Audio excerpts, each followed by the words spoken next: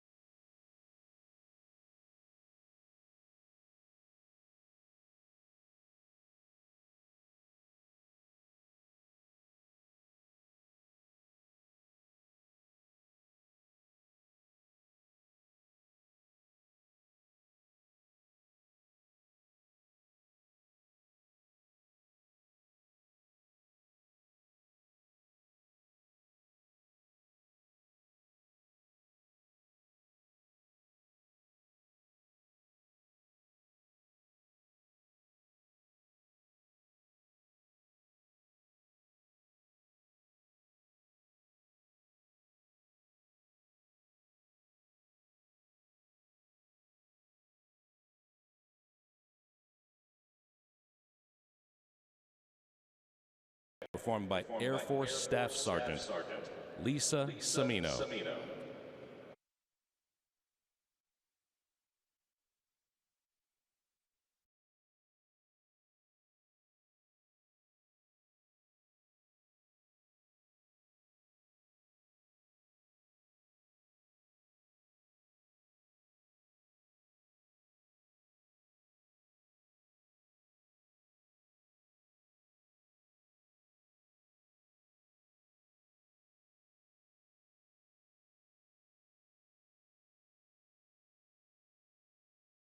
As we honor America with today's national anthem. Now the Arizona Diamondbacks and the Cincinnati Reds invite you to join in the singing of the Star-Spangled Banner, performed by Air Force Staff Sergeant Lisa Semino. Oh, say, can you see by the dawn's early light what so proudly we hailed at the twilight's last gleam, whose broad stripes and bright stars through the perilous fight o'er the ramparts we watched were so gallantly streaming, and the rocket's bright glare, the bombs bursting in air, gave proof through the night that our flag was still there. Oh, say does that star-spangled banner yet wave o'er the land of the free and the home of the brave?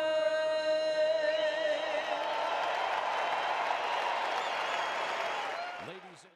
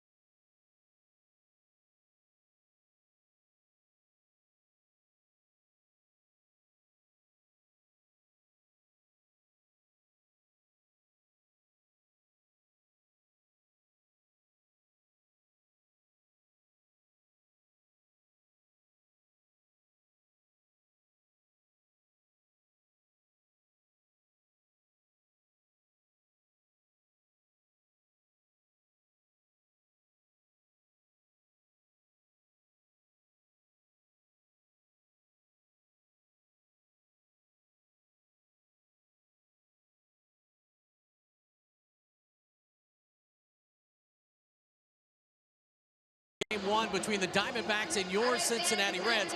As the boys said, the Diamondbacks have had a tough go of it of late, just 2 of 15. That bodes well for the Reds. They are, in fact, 14-12 here at Chase. But our Elk and Elk storylines today are the highest win percentage at current NL Park since 1998. And this has been a good park for the Reds. They are winning at almost a 57% clip, followed by PNC Wrigley and Great American. They're only at 51%. So, guys, that bodes well for the Reds. Let's hope it does, Jeff, as Jim Riggleman is set for game one of this three-game set. Jose Peraza leading off. He's already in the box. Matt Cook into his windup. A called strike by C.B. Buckner, and we are underway.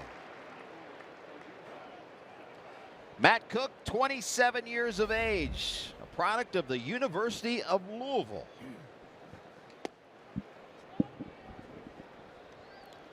6'3", 215, born in Cherokee, Iowa.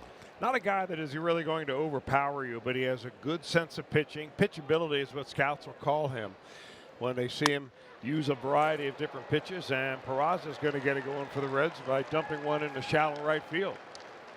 Good start for the Reds as we look at the rest of the Reds lineup. Peraza, Tucker Barnhart back in the 2 spot. Votto, Jeanette, Suarez, 3, 4, and 5. Scott Schebler in right field. Adam Duvall in left. Pitcher spot is in the 8 spot again today with Billy Hamilton batting 9th. And here's Tucker Barnhart. Barnhart will step in with a .268 average, 3 home runs and 14 RBIs.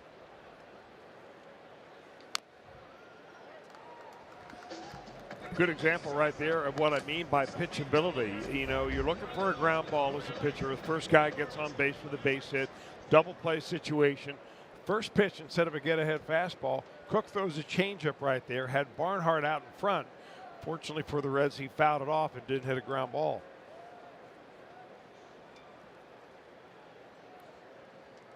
Oh, 1 to Tucker. That is Dyson calling off Brito. 1 out. Here's your 4 defensive lineup for the D-backs.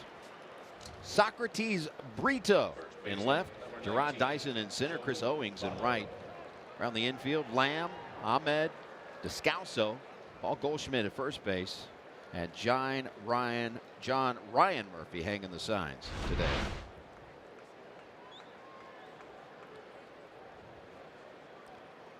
Well, that is catcher getting catcher right there in the backswing, getting John Ryan Murphy on the mask. Looks like he's okay as Votto swings at the first pitch and fouls it out of play. You know, that's actually one of the rare times in baseball where you have no infraction at all. There's no catcher interference. There's no batter interference on that. If it was a swing and miss, then the runners would have to go back. Kind of a do-over type thing. But if you make contact on the pitch like Barnhart did, then whatever happens prevails. Could be 2. And it is. Let's get a hit, nothing to show for it. Diamondbacks coming up.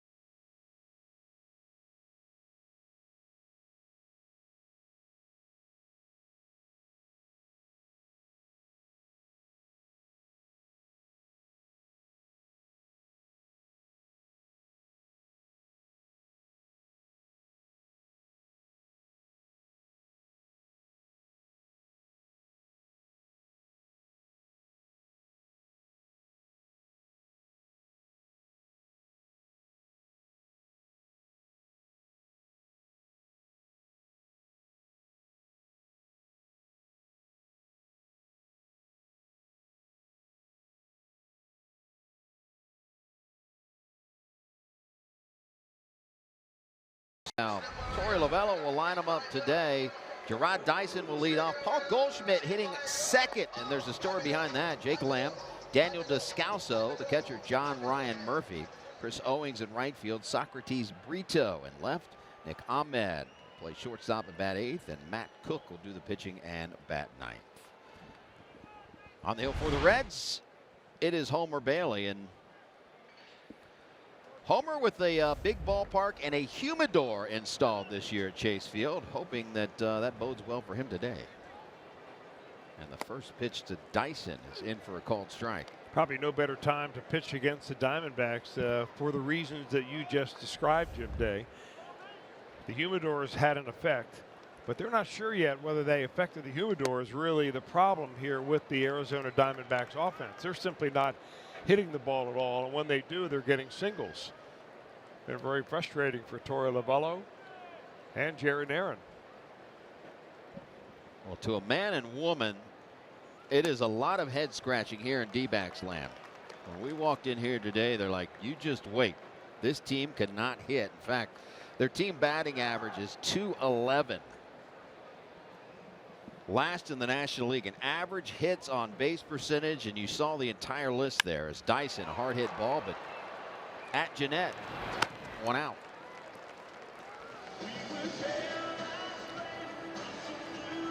You know, the challenge for a manager when you are the worst in the league in all those different categories is to continue to get your players to play hard, because it already looks like you're not playing hard when you don't hit. Looks like you're lackadaisical, you're not putting the ball in play, you're not trying. But what you can control is your effort. You run out every ground ball, you run out every pop-up, and that's really the only thing that Torey Lovullo can do right now. You know, he's got to stick with the guys that are supposed to get the job done, like Paul Goldschmidt in the batter's box right now. But you've got to make sure everybody else is giving full tilt effort. Paul Goldschmidt, known universally as one of the best hitters in the league, as he chops one foul. And even his batting average sitting at .203. Yeah, I mean, it's a head scratcher, as you said. And the thing about Goldschmidt is he's always been a guy that has been very good eye at the plate. Kind of like Votto, not nearly as obsessed with walks as Votto is. But, you know, now what we're seeing out of Goldschmidt is a lot of attacking the baseball early, almost in a panic mode like that, swinging at pitches that he would never normally swing at when he's seeing the ball well. Well, like Votto, he's usually batting third. But this past weekend, Saturday against the A's, is the first time they inserted him into the 2 spot. And that's where he is today. Swing and a miss as he chased one upstairs, and Bailey has his first punch out of the afternoon. And here's your 4 defensive lineup for the Reds around the outfield. Duvall, Hamilton, Schebler, Suarez, Peraza, Jeanette, Votto, Barnhart behind the plate for Homer Bailey. And that'll bring up Jake Lamb. Talked about this team batting average for the D-backs at .211. In comparison, the Reds as a team hitting .241. Through the first 52 games in franchise history, this .211 batting average for the D-backs far and away the worst through 52 games. You have to go back to 1998. .240 was the lowest team batting average prior to this year, the first 52. This one hit pretty well to left center field, giving chases Duvall, and then that big outfield, he'll run it down. 3 up, 3 down for Homer Bailey in a scoreless game.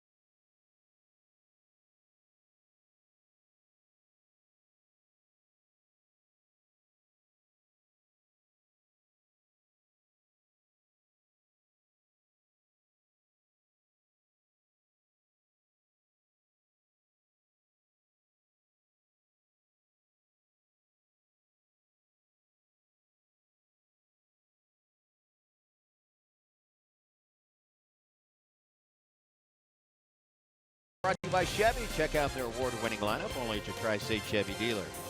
And by Skyline Chili. Feeling good. It's Skyline time. The National Memorial Ceremony of Arizona.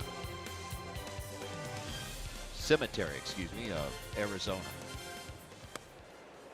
On this Memorial Day 2018. A day of remembrance here in the great US of A. Scooter Gennett, as hot as can be, and he continues his hot streak as he serves one into center field. Gennett was 8 for 13, a .615 clip through Denver. And he just keeps on keeping on. Well, the Rockies were just certainly happy to drive Scooter Gennett to the airport to get him out of town the way that he tore up that pitching staff. And he just continues to swing the magic wand. Sometimes when he needs to hit it not quite as hard to get it to the outfield, he does that. When he needs to pop a ball over the outfielder's head and into the seats, he's able to do that too. He has been remarkable during this run. He is certainly turning himself into a complete hitter. He always thought he was, and now the numbers are starting to prove it. As he is spraying the ball all over the ballpark. And talking to Gennett, he says, I am just simply going with what they give me. You know, when you're going as hot as Scooter Gennett, you really don't want to ask yourself too many questions. In fact, I'm surprised he's even fielding questions from reporters and broadcasters and so on, because the last thing you want to do is start analyzing why you're hot. Right. You just want to ride it out. Well, it included a 5-for-5 game. And he turned around yesterday and got a hit in his first 2 at-bats. So he 7 straight hits. Now that batting average, he came in at .340, tied for first in the National League, and he's bettered that here in inning number 2.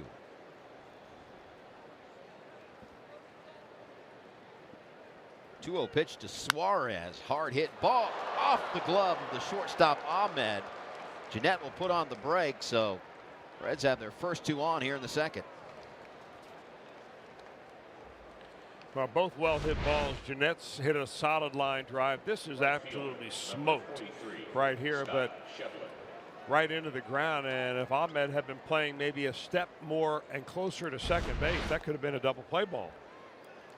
But the Reds have a couple on. They had the leadoff runner on in the first.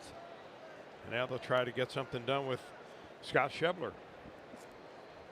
And the D-backs will shift around to the pull side of Schebler.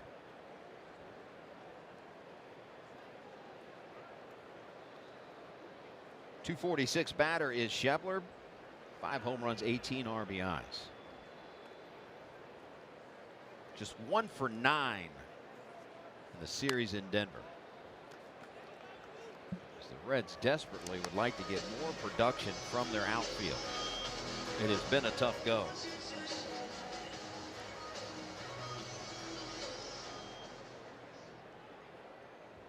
Pretty good number right there. That's turn the double play when you have to. Kind of interesting, really, because Matt Cook is not really a ground ball pitcher, meaning he doesn't have a sinker that goes down like you would think Jerrod Hughes is a ground ball pitcher. But he gets him when he needs him here with a little bit of tail.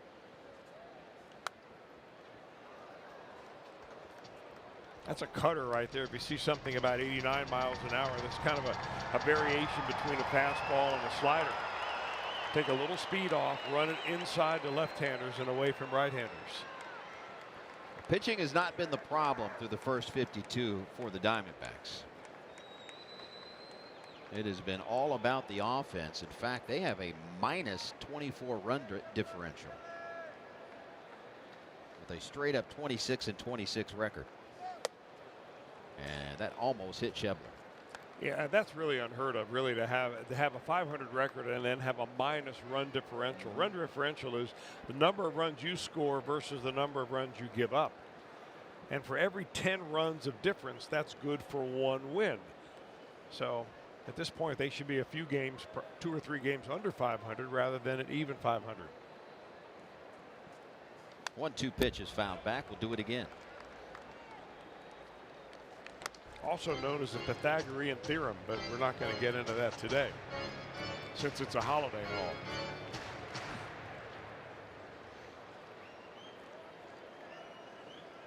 please, no Pythagorean theorem. And also because my main math guy, Tom Brenneman's not up here in the booth. Well, I was told math was not part of this gig. I think he's just holding out on us. 1-2 pitch. Check swing. Appeal. No. Says the crew chief Field in Culbreth. The umpires in the stands would disagree. They thought he may have gone around on that pitch, and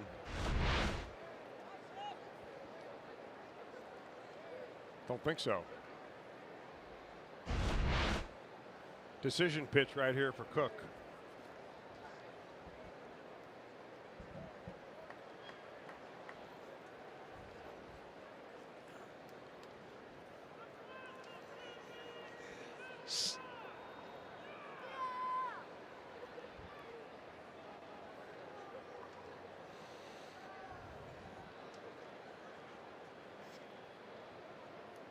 The decision slash action pitch, and here it comes.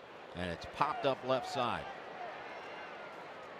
Going out to get it is Lamb for the first out. By the way, Chris, speaking of math, you knew you shouldn't have trusted me because I looked at the wrong column. The run differential for the D-backs is +4, but still telling. Yeah, that well, then they're right at 500. Right at so 500. It is very telling. It's amazing how that particular statistic, in the course of a long period of time, over the course of a year, is pretty accurate. Some teams from time to time will beat that. You know, have lucky years, will win a lot of one-run games and so on. But for the most part, it's pretty good telling of where your ball club is based on what your record is and where you deserve to be. Well, there are weird numbers out there. Like the Dodgers have a +22 run differential in this Western Division, and they're 4 games under. Well, you know, again, those are games where you have a big blowout win. You know, you beat somebody 15-3. I think the Milwaukee Brewers scored, 17 runs the other day against the Mets. That'll help you for a while. And then you could beat the Houston Astros with a +123 run differential.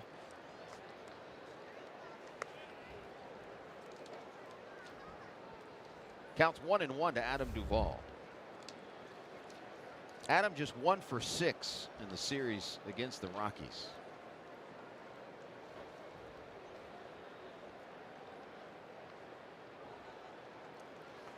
Cook with another long look in at his catcher Murphy.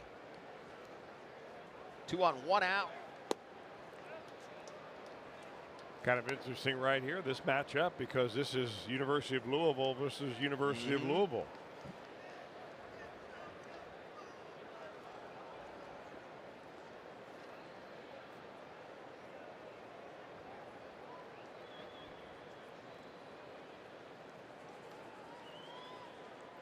Two balls and a strike to Duvall. And Cook takes so much time that Duvall calls timeout. Last time out for Cook deserved a better fate. He allowed 1 run over 5 1/3. 3 hits, 5 strikeouts through 91 pitches. And 2 starts ago, he got beat up pretty good. Swing and a miss. But he faced the Brewers, speaking of which, in back-to-back starts on the 16th. He gave up 9 hits and 8 earned runs and just 4 1/3. Rebounded his last time out. But these guys were teammates, but for 1 year. In his last year at Louisville, Duvall was the elder player on the team, and it was the first year for Matt Cook coming in as a freshman. 2-2. Count's gone full.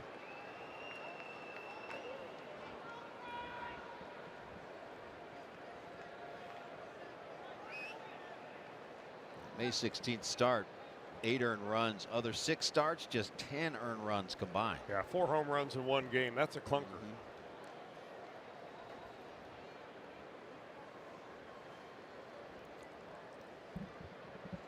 Payoff pitch. Ground ball right side and hit them where they ain't. Rounding third is Jeanette. And the Reds have a 1-0 lead. Boy, did Adam Duvall really need one of those right there. You know, a seeing eye base hit right here. You've got the infield snug towards the base. The right side of the infield is wide open for him here. And that's exactly where he hits it. Slowing down as it gets to the outfield, who cares? Drives a run in right there. Had a big pick-me-up for this Reds offense as they put a run on the board. So a run in, first and third, one out. And the pitcher, Homer Bailey, at the plate. This may be one of those times where you wish the pitcher wasn't hitting eighth. Homer will certainly be squaring around. He shows bunt, but pulls it back. You know, I'm not. The only reason you'd have Homer bunt here is because you want to stay away from a ground ball double play to get you out of the inning. You want to bring another position player up with the ability of driving a run in. But I like the idea here of Homer Bailey swinging the bat. I mean, he's a pretty good athlete. I've watched him a lot over the years. He handles the bat well. Cook is not the kind of pitcher that is overpowering or has a really great breaking ball that can fool Homer Bailey. But now that he's a strike down, I'm not so sure it's the case. Homer, a career 162 batter. He has 17 career RBIs. He does get it down, and this will get the job done. It'll bring two runners into scoring position for Billy Hamilton.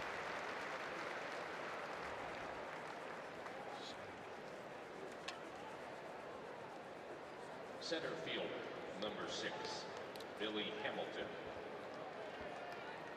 And Hamilton have been again batting ninth today. He'll step in with a 204 average.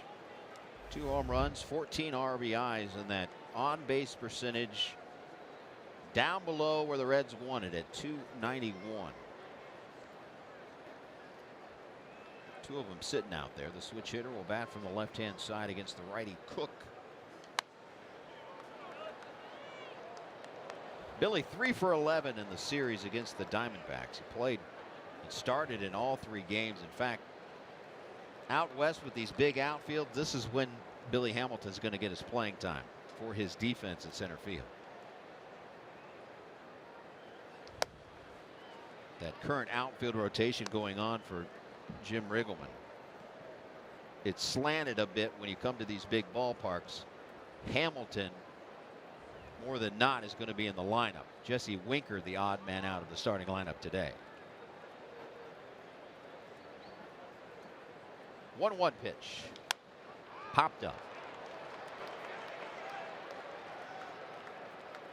2 hits for the Reds, 3 hits for the Reds in the inning. And they get a run. They lead 5-1.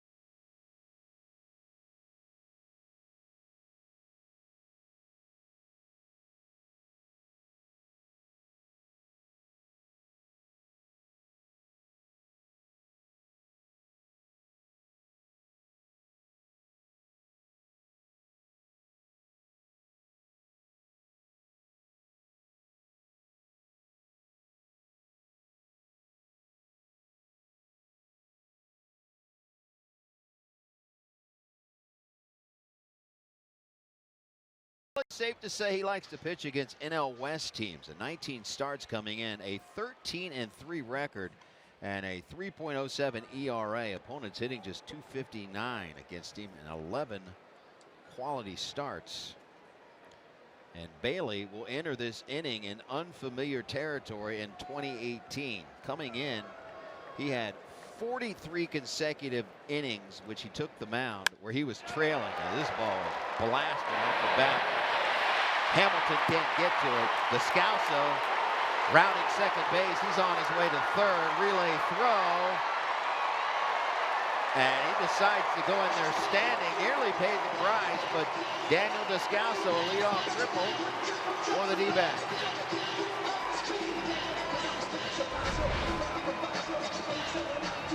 Descalso, we know him as a former St. Louis Cardinal, kind of a backup infielder, but he has done a lot more than that here with the Diamondbacks. Hits this ball very sharply to the deepest part of the ballpark. That right center field gap 413 feet away. And by the time they get the ball back in, Dirty Dan is at third. Suarez did a nice job of trying to deke Descalso there and decided to go in there standing, but his third triple of the season. Getting back to that thought on Bailey, after the first inning here, it was 44 consecutive innings that he took the mound without a lead. As Suarez climbs the ladder and makes the out. Nice play.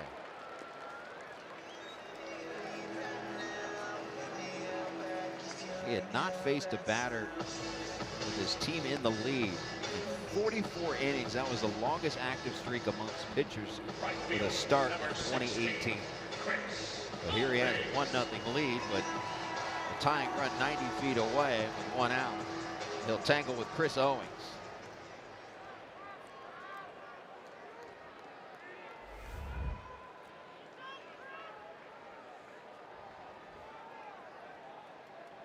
By comparison, today's starter for the D-backs, Matt Cook. He is 5th on that list. Most consecutive innings began without a lead. His was just at 19. Bailey's 43 coming in.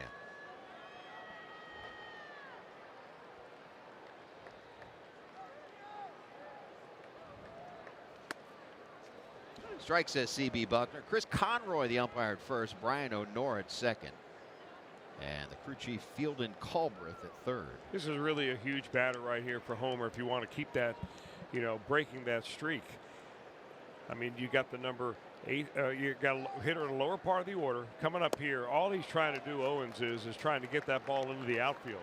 The Reds will give up a run here early in the ball game if a ground ball goes to third or short.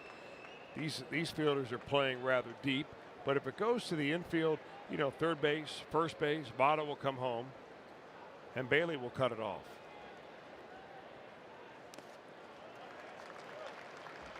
Owings has faced Bailey 4 times, 3 for 4 in their matchups.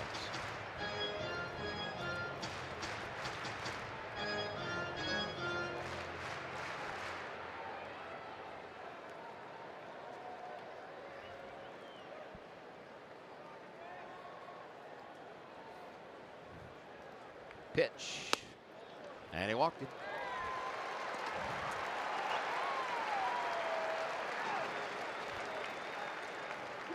First walk surrendered by Homer Bailey. Just missed outside, and we've got it right there off the plate. Pitch number 5 on your Fox track scene.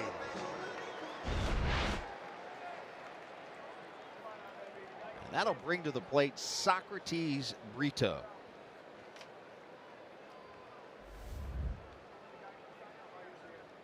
Just a 111 batter, seeking his first home run and his first run driven in.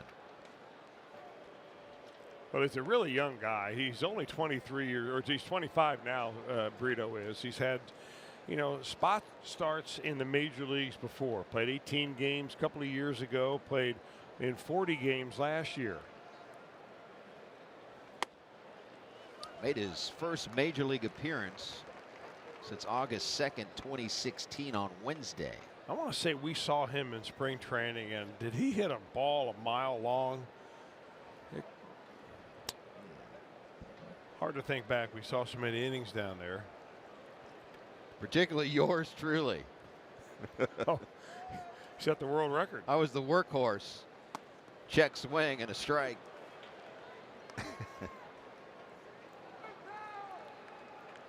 Socrates Brito, named by his father, of course, after the ancient Greek philosopher.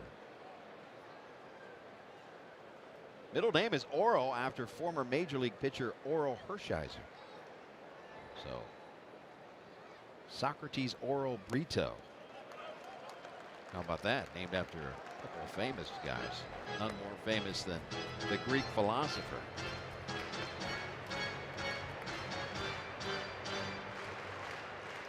Yeah, we've got the Pythagorean theorem and Socrates all in 2 innings of play-by-play here today.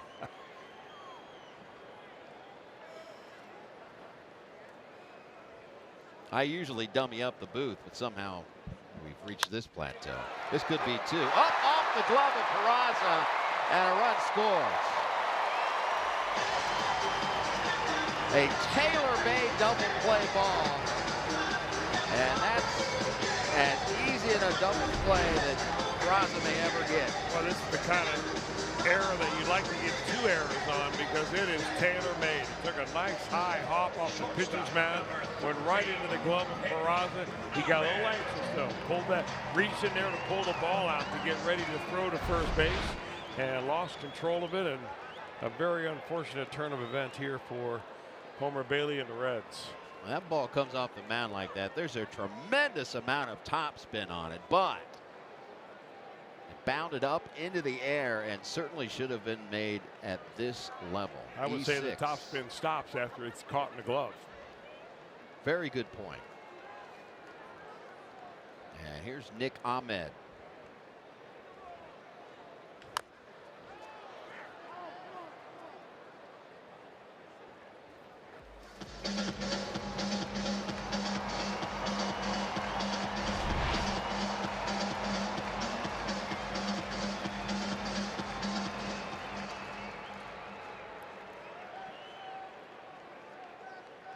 Peraza trying to pick him up.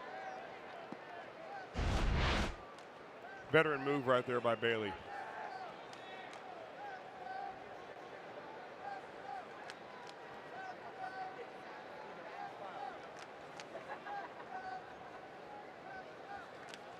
Swing and a miss. Well, that's the slider right there that Homer Bailey would like to be able to just put that in a copy machine and run it off about 20,000 times. Perfect spot, perfect downward movement.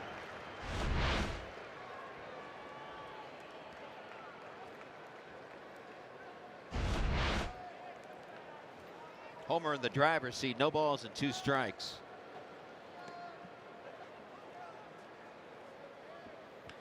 Here's a drive to left, trouble. Going back to Vaughn, and watch it fly out of here. 3-run home run, Nick Ahmed. And the Diamondbacks take the lead.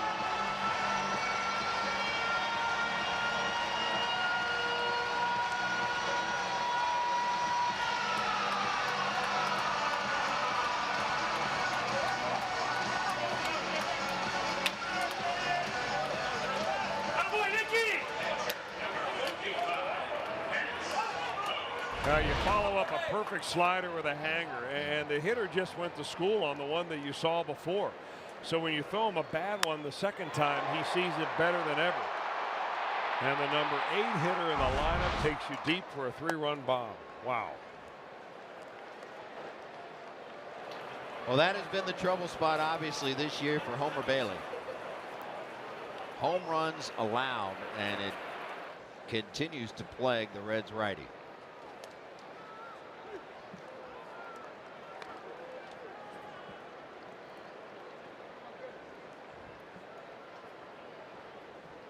A couple of guys prone to giving up the home run in this one in the month of May. They're facing each other, pitcher v. batter right now. Cook was bidding for back-to-back shots right there with that swing. For Bailey now, it's 14 home runs on the season.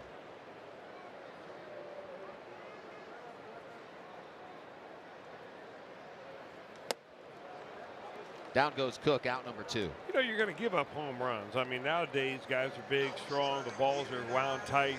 Ballparks are a little bit smaller, but I would say that out of 14 home runs, and I've not looked at this chart, but they're out there, you can probably predict that at least 10 of the 14 were pitches that were basically right down the middle, that Homer Bailey's just not getting away with now like he used to get away with.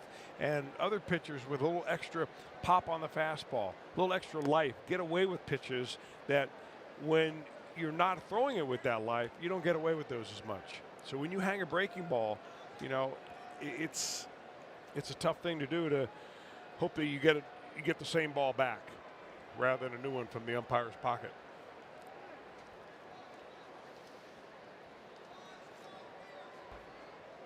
Two outs and the leadoff batter, Jerrod Dyson. A 1-0 count to him. Dyson has struggled against righties going back to May 20th. He is 0 for his last 14. So this Arizona club, who came in struggling to score runs, has only scored 4 more runs in 2 of the last 12 games entering today. But now a 4 spot overall.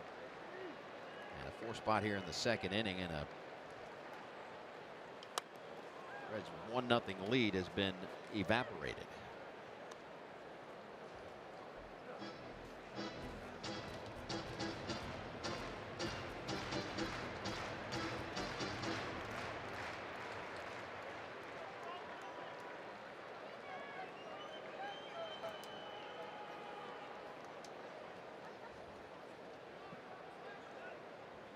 One-two pitch from Bailey. 2-2.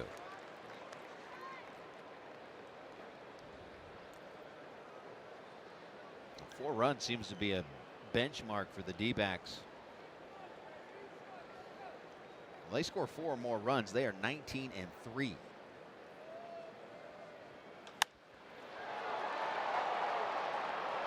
ball will run this one down. The 4 come across the plate, including a 3-run home run by Nick Ahmed. 4-1 D-backs.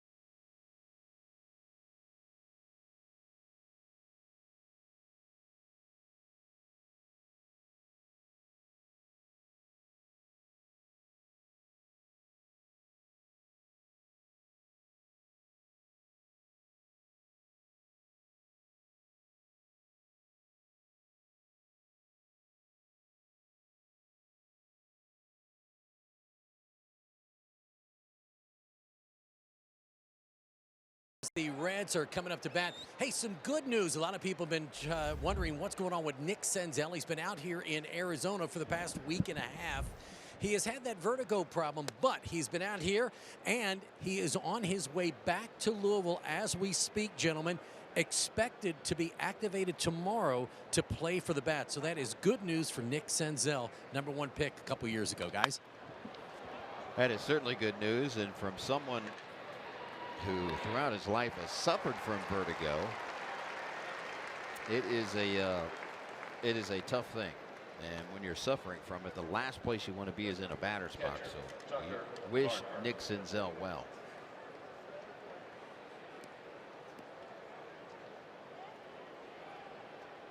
And here's Tucker Barnhart with 1 out here in the 3rd.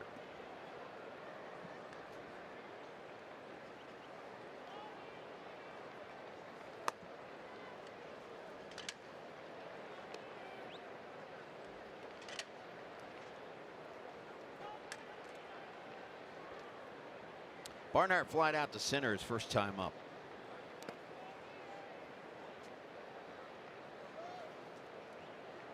Tucker now 3 for 11 on this road trip. But look in the month of May, he has turned up the wick overall and has earned batting second.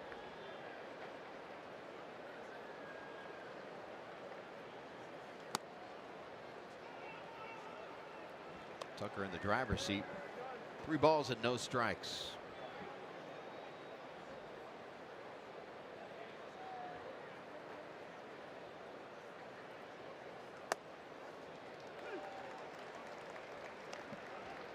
We mentioned Cook, a University of Louisville product.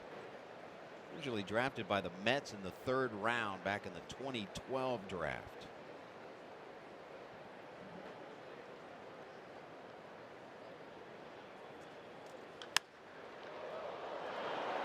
Tucker will try to straighten that one out.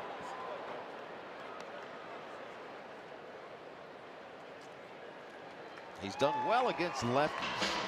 Barnhart, the switch hitter, batting from the left side. Coming in, he's held lefties to a 179 batting average and a 250 on base percentage. Payoff pitch. We'll do it again.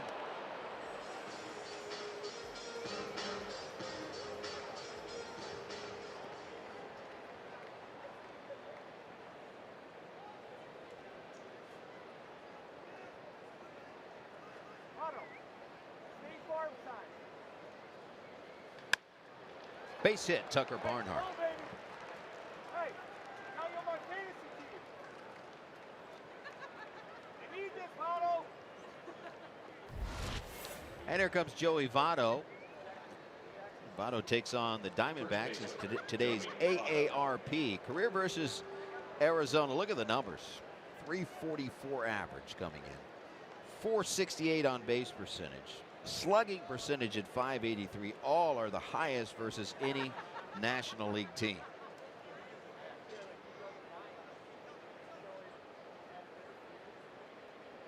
First time up, Joey grounded into a double play. And this one's an easy play for Brito. 2 outs in the inning.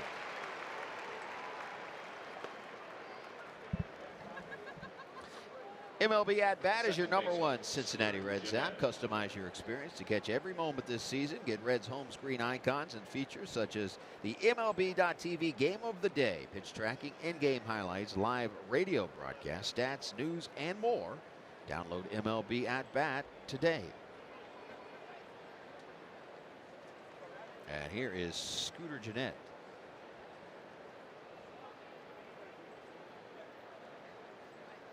Gennett singled his first time up.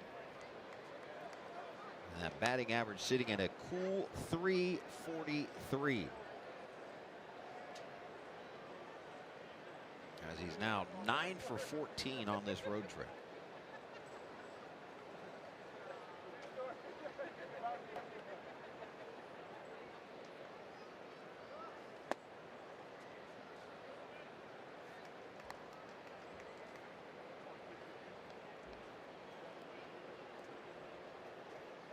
Two 2-0 the count to Scooter.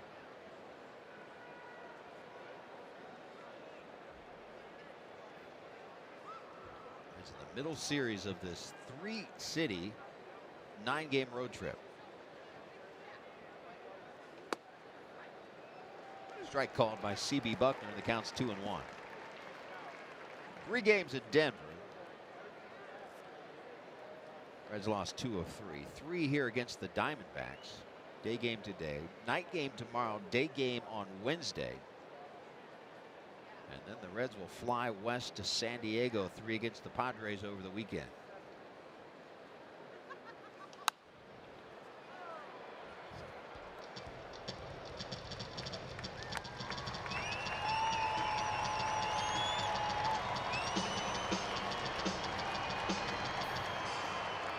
About a 398 clip in May.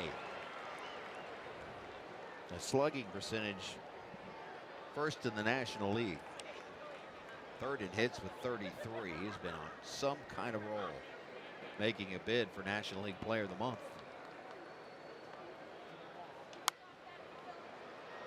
Well, in this month, Scooter Gennett has gone from energy guy to MVP caliber guy. What would you say? I mean, you're right here with Jerry Narron in the ballpark. I presume we're going to do a little interview with him tomorrow, right? Our old friend Jerry Narron, the bench coach, here for the Diamondbacks under Torey Lovullo. There he is on the right, middle screen, I should say. Baseball guy.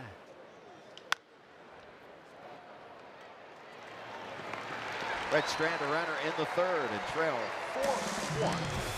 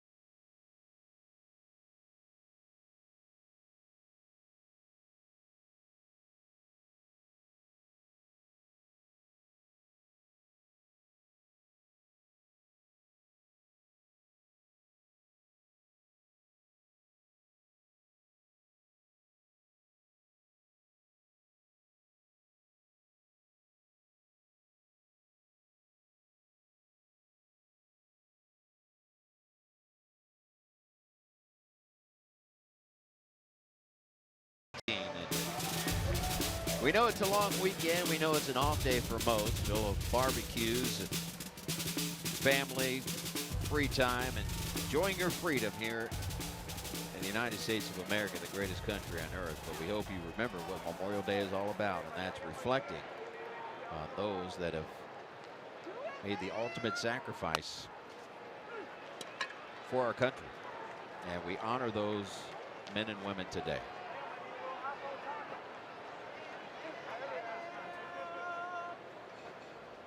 Goldschmidt, Lamb, and Descalso here in the third for the Diamondbacks.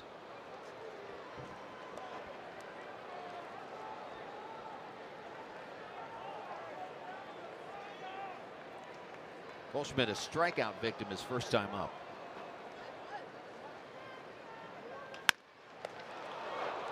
This play by Bailey. One out. And that'll bring up Jake Lamb.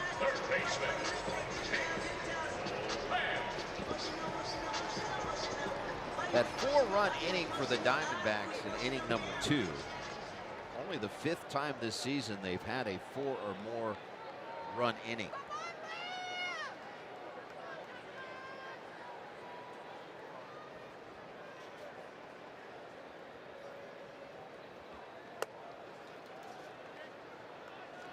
You know, it's interesting about how baseball rules and scoring rules dictate one way, and then what should have happened dictates something entirely different. With the error behind Bailey in the last inning, I mean, he could have gotten out of that inning with no damage. As it turns out, 3 of the 4 runs that were scored come around as a home run, or come around as earned runs, because you can never assume a double play. Right. from a scoring standpoint. But in reality, it's a different deal. No, it doesn't excuse for hanging a breaking ball, but it's hard to hang one when you're sitting in the dugout. Exactly. Right into the teeth of the shift. It's the second baseman, Jeanette, 2 outs. As you enjoy a Miller Lite, look forward to the hold true moment later in today's game. And please enjoy one for Chris Wells. Absolutely. And then enjoy one for Jim Day. That would be 2. Double the pleasure, double the fun. My math, I'm just all over it today. Besides that little run differential thing. Daniel Descalso tripled last time up and scored.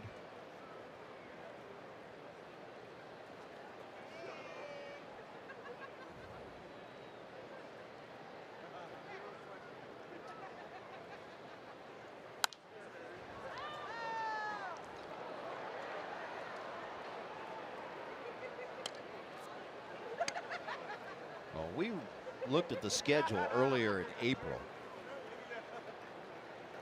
and didn't think that we would come in here with the Diamondbacks 26 and 26. When you consider they got off to a 21-8 start, 21-8, and they were 24-11 and in first place before the slump. They lost 15 of 17 games. I mean, they were setting the world on fire coming out of the gates.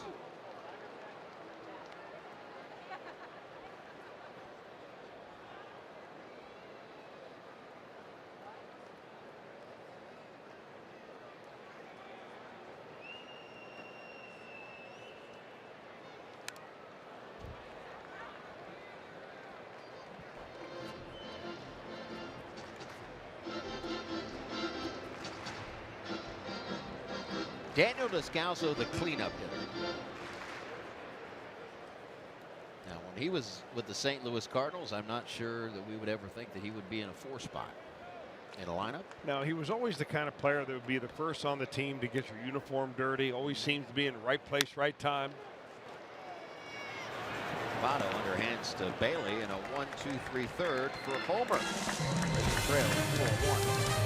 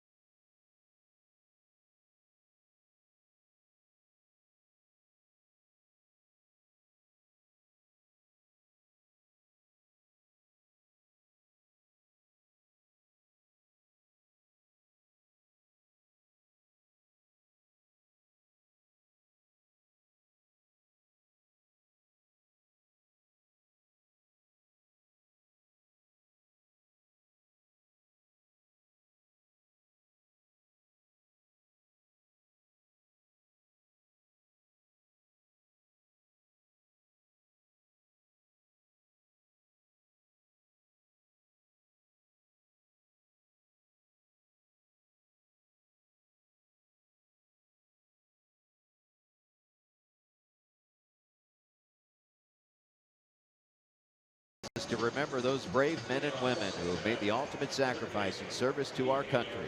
Go to MLBcommunity.org to learn more about how you can support military families grieving the loss of a loved one.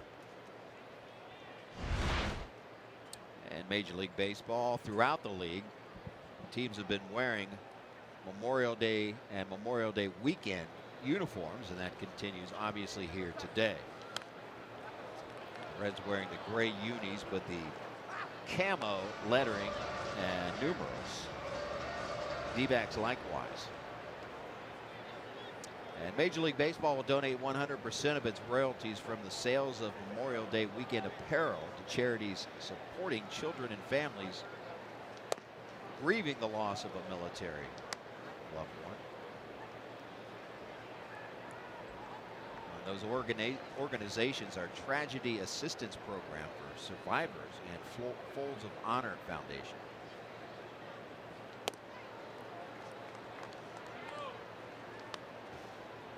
And also today there's a National Moment of Remembrance coming up here. We are on Pacific Coast time. It's already happened. East Coast time. At 3 p.m. local times today, a National Moment of Remembrance. And that's coming up here as it's local time 2:07 p.m.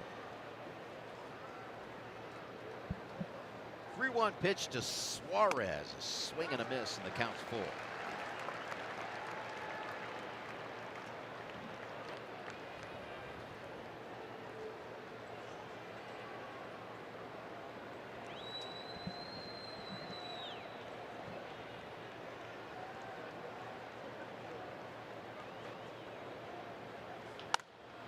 Base hit. Over to cut it off is Brito. Aggressive turnaround for Suarez, but he's on with a leadoff knock. Well, Matt Cook is a guy that has a good arsenal of pitches, but not any one pitch. It's like a put-away pitch. So he's got to rely on where that ball is in any particular count. You go 3-2 to a pretty good hitter like Suarez, and you get that fastball up. They're not going to swing and miss. They're going to hit it. He hopes for soft contact. That was solid contact. And the Reds have a leadoff runner on again. And here's Schebler. This is Iowa versus Iowa here. Round 2 today. And the first pitch hits Schebler.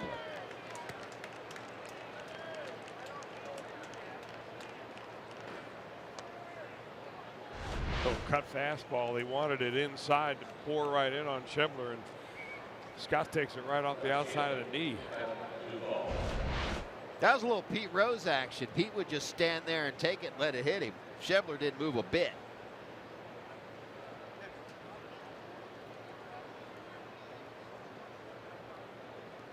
The Reds in business here. First and second, nobody out.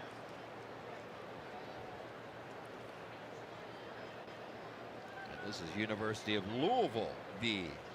U of L, round 2. First round went to Duvall as he drove in the Reds' only run today. Yeah, both these players have seen their alma mater, University of Louisville, be selected to go to the postseason NCAA baseball tournament. They will go to Lubbock, Texas, playing a bracket with Texas Tech.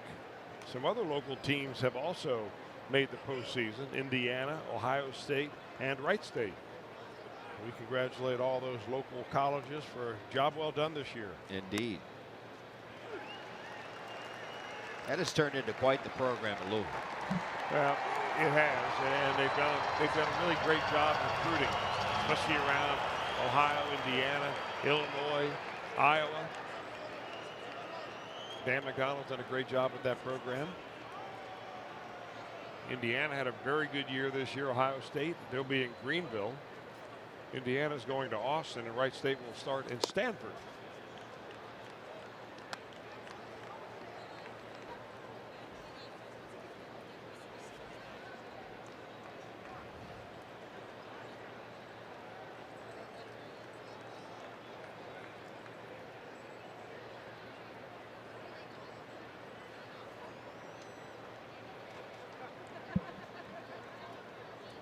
One-two pitch in the air, center field. Suarez tagging up. He's on his way to third base.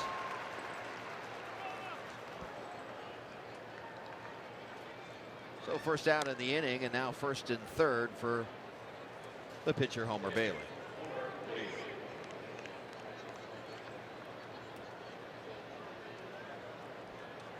Well, it's getting it done when you need to get it done right there. That's the category of what your opponent batting average is and runners in scoring position. Second lowest number in the National League. And same situation for Bailey right here. One out, runners on the corners. Will he be bunting again? The answer is yes. And for the second straight time, Homer gets the job done of what he's asked upon.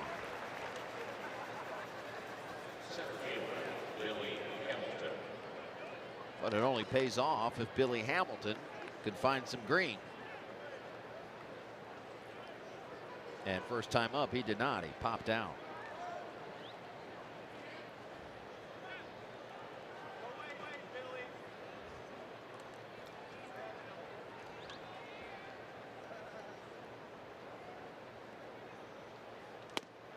You know, I think one of the, it's easy to start dissecting guys when they're in a slump, and it's been a really long slump for Billy Hamilton. But if you watch his bat and watch his bat head, it'll make a move towards the pitcher before it starts into the arc of the swing, and that makes for a very inefficient swing and hitting it into the hitting zone. Just watch that little bat head up here. And that's one of the things that hitting coaches around the world are trying to get their hitters not to do, because it makes your bat head just a hair behind where you think it is most of the time. And when you're behind a little bit, that's when you're popping the ball up. And he's hit a lot of balls into the air.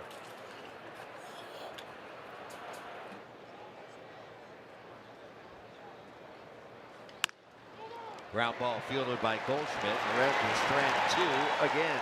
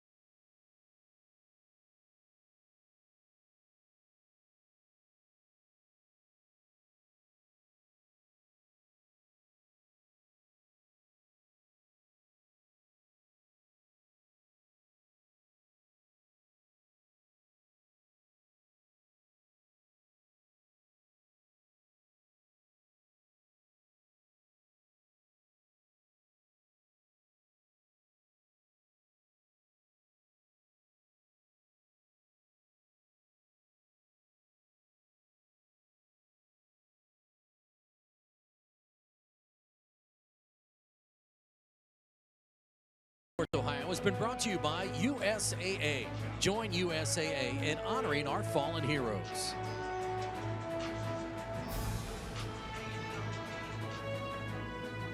Today, because just the game that we play, America's pastime, and we're able to play that game for the people who've lost their lives for our freedom. And so because of them, we're able to play this game, and they've paid the ultimate price. So yeah, I'm just grateful to be able to celebrate a day like today. And Jim, I know you just talked about this, but in about 45 minutes, there'll be the moment of silence at the ballpark here, 3 o'clock across the country. So the final game's being played on the West Coast. Here in about 45 minutes will be that final Major League Baseball time to remember and reflect on what today means, guys. Well, I've said it before, and I'll say it again. We often overuse the word hero in sports broadcasting. Hero of the game, hero this, hero that, and then your Memorial Day comes along, where you see the men and women that have served our country in the military and are serving right now, and you're reminded of what the word truly means. Hero. And we remember them today.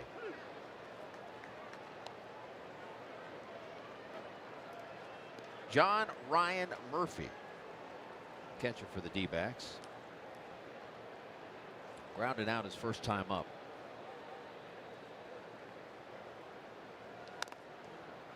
And this catcher rotation for the D-backs, they've got 3 catchers on the roster.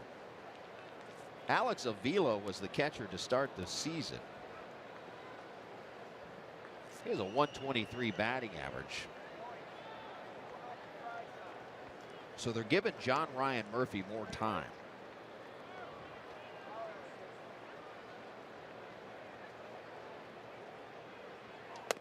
Look at him. Murphy came in a 246 batter. They are working on his runners running on him. They've stolen 7 of 8 bases off of John Ryan Murphy. But he is now getting a shot.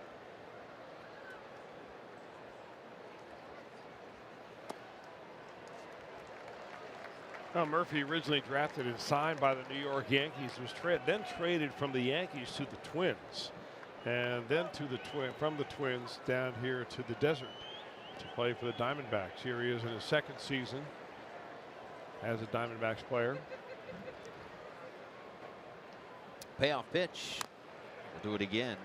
Speaking of the Yankees, he was the catcher for Mariano Rivera's final game. September 26, 2013. He was behind the plate. And you could call that exit Sandman.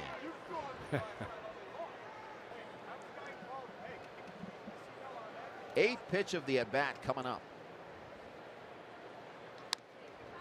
And we'll do it again.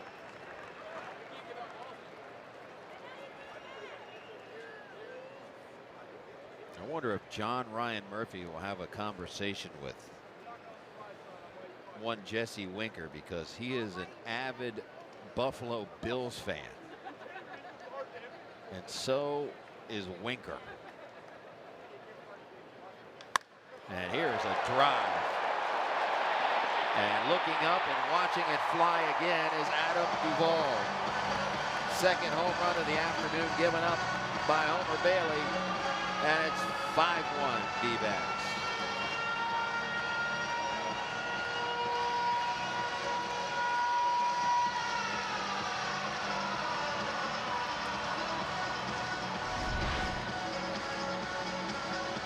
Well, another pitch in a hot zone for a hitter and not a whole lot on it. 92 miles an hour, a fastball that just gets hammered.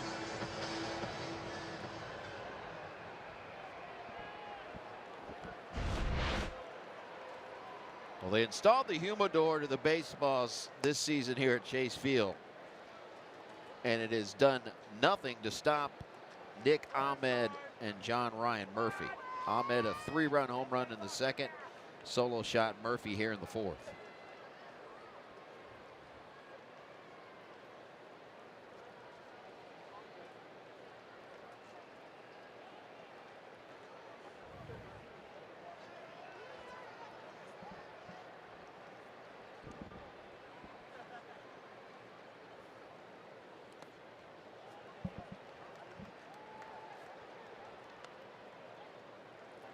You know, Bailey's just going to have to figure out a way to do something different. And if it means remaking yourself as a pitcher, I mean, it's all about survival at this point. There are a lot of pitchers along the way that have had to change their approaches in order to survive in the major leagues. Oh, we've seen many reinventions. And I mean, you know, Bronson Royal is an example of a guy that reinvented himself about 3 different times. Right. And it's all about survival. It's all about pride. It's all about giving your team the best chance to stay in a game. And he just cannot continue to do the same thing over and over again and expect different, you know, results. Off the glove of Suarez into left field. And Owings is aboard. Of course, today he's not getting great defense behind him. That would have been a very nice play by Suarez. Probably will go as a base. Yeah, they're going to give him an error. So 2 infield errors behind Bailey. When a pitcher's struggling, this is the kind of thing that can really put you in a bad spot.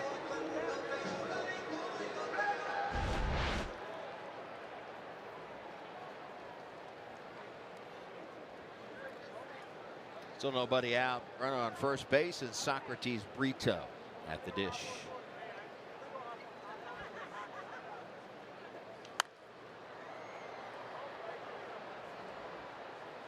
You know, for a guy like Jim Riggleman, I mean, he takes the team over. He's thinking about wins. I mean, he doesn't care about individual performances. He wants to see the W at the end of the game. So he doesn't necessarily care how Homer adjusts or reinvents or changes.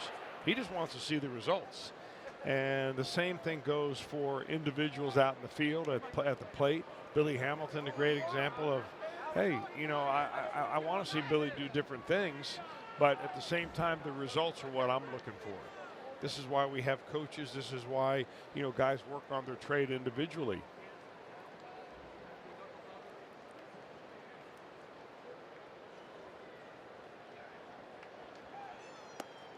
The Reds hoping this error doesn't come back to haunt them, as the error by Suarez in the second was huge. Should have got Bailey out of the inning. And it ended up being a 4-run inning for the Diamondbacks.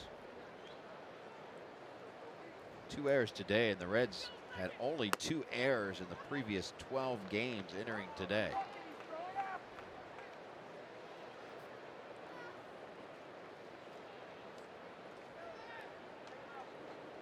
Well, Bailey's never really been much of a ground ball pitcher, and he's probably less this year than in years past. But he still has rolled up a couple of ground ball double plays, and best thing to do would be give your defense another chance to turn one over behind you here. And now he's in a hitter's count with a 3-1 pitch coming up to Socrates Brito.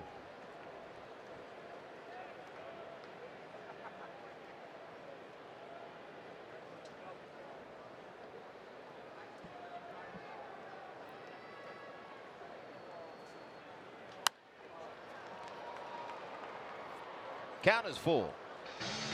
Well, the Diamondbacks were looking at this 6-game homestand. And I know we're in May, but a crucial part of their season because of the way it's gone.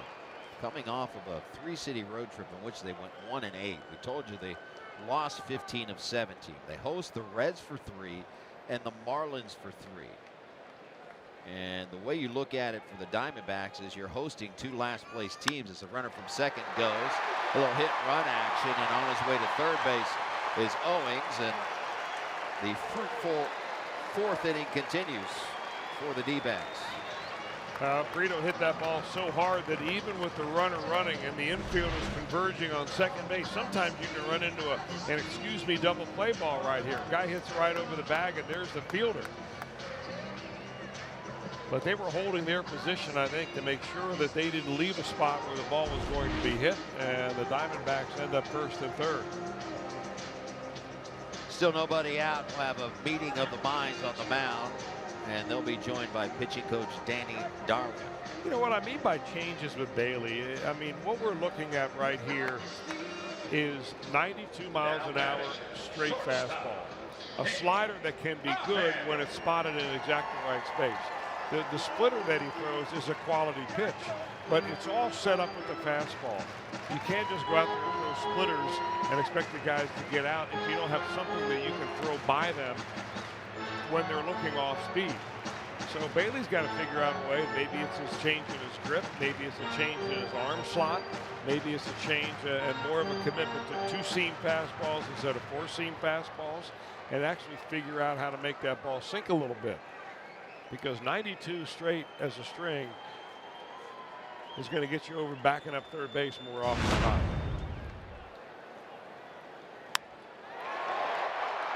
And that's the big blow of the game right there. Second inning, Nick Ahmed. 3-run blast. 20th pitch of the inning and still nobody out. And it's a ball delivered to Ahmed.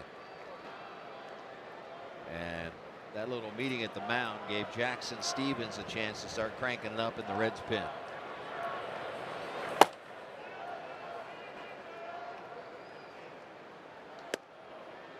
2-0.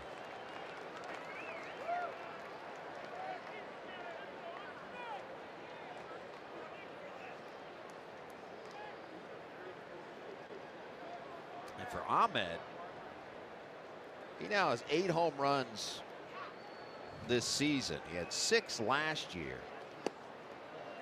And his career high is 9 in 2015. And here's a guy that bought into the launch angle. In the offseason, he went to work on changing his swing and concentrating on lifting the ball. And so far, it has paid off. The home run today, now 8 on the season. And just 1 off of his career high. And here we are in May. Suarez, and now throw to the plate, and it gets by Barnhart. That was a weird looking play as Suarez, instead of going straight for the double play, looked the runner back.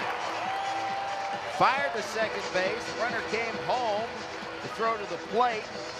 Not gloved by Barnhart, and the Diamondbacks add on. Well, from a Reds defensive standpoint, everything is done right in this, if you're believing that you want to hold that run, except for the throw by Scooter Gennett, was not on the money. If he's able to throw that ball on a fly, you're going to get the runner at home. I don't think you're getting a double play after the hesitation right there by Suarez. So that's why Gennett came to the plate. Unfortunately, the throw was wide. You feel a little off balance. And it's backfired now on the Reds. So 3rd error of the game for the Reds, 2nd in this inning. Now, 3 of the 4 infielders the Reds have out there have been nabbed with an error already. So a fielder's choice, 5-4 on the putout and an E4. No RBI on the play.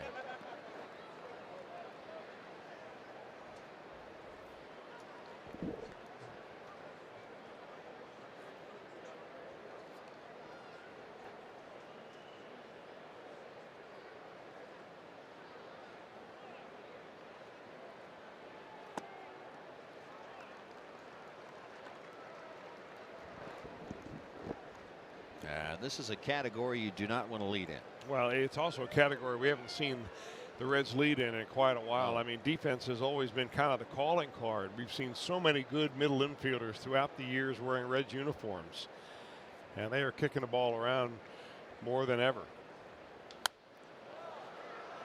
I'll tell you what was unusual about that play by Ahmed is that, you know, the ball that he hit down to Suarez, he did that on a 3-0 count. When's the last time you saw, with 1 out, the number 8 hitter get the green light on a 3-0 count? Maybe Torey Lovullo is buying in of the launch angle by Ahmed.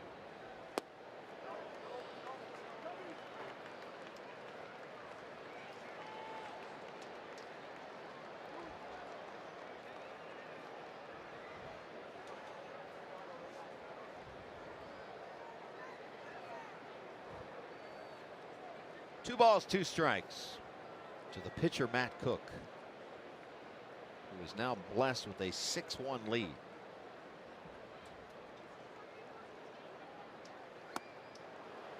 Late on that one. 3rd punch out for Bailey, 2 outs in the inning. Reds fans, don't miss Marvel Superhero Night at the ballpark. Purchase the Marvel Superhero ticket package and take home an exclusive Captain America bobblehead. Limited quantities of this collectible bobblehead are available. Purchase today at reds.com/themes. Once again, note the Marvel bobblehead is only available with the purchase of this ticket package. That is not a gate giveaway. We'll flip it to the top of the order. Jerrod Dyson. Dyson 0 for 2 so far here today.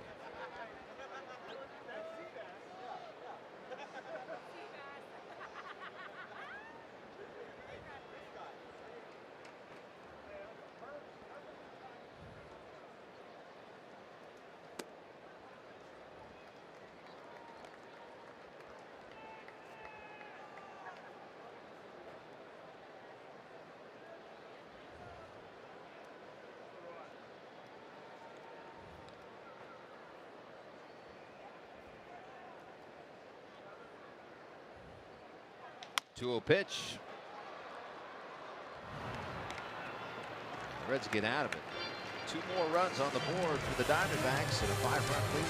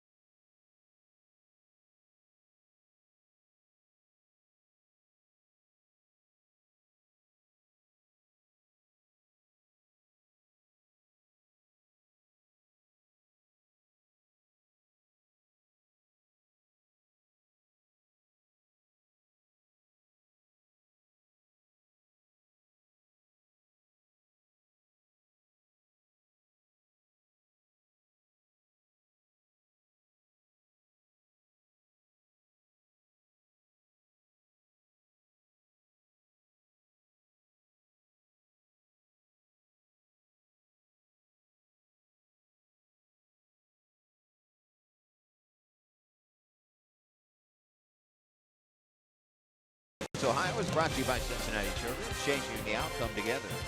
And by your local Ford dealer. Ford, go further. Reds have some work to do. They've out-hit the D-backs 6-4, but the category that matters shows it 6-1 in favor of Arizona. Top of the order for the Reds. Here in the 5th, Peraza, Barnhart, Votto.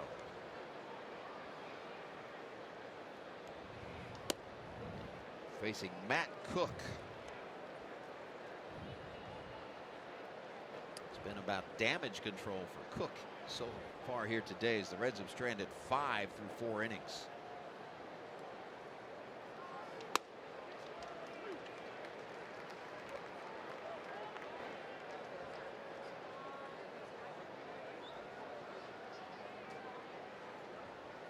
Cook has been very efficient, though. It's number 64 is Peraza, second hit of the afternoon. So for Jim Riggleman, they've been trying to find a guy that will step up and take the leadoff spot. It's been mix and match. We talked about this in Denver. Today, Peraza gets the call. Peraza and Winker are really the 2 choices that he has to make right now. Is Hamilton barely hitting right around 200. Has been mainly hitting 9th. But he would sure love someone to step up. And since Peraza is your everyday shortstop and Winker part of that 4-man outfield rotation, he sure would like Peraza to step up and take the job.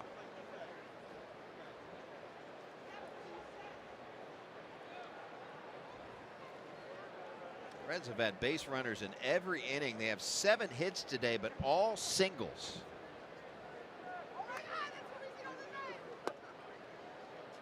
Looking for that key hit. They've only got 1 today, and it was a slow rolling seeing eye single off the bat of Adam Duvall.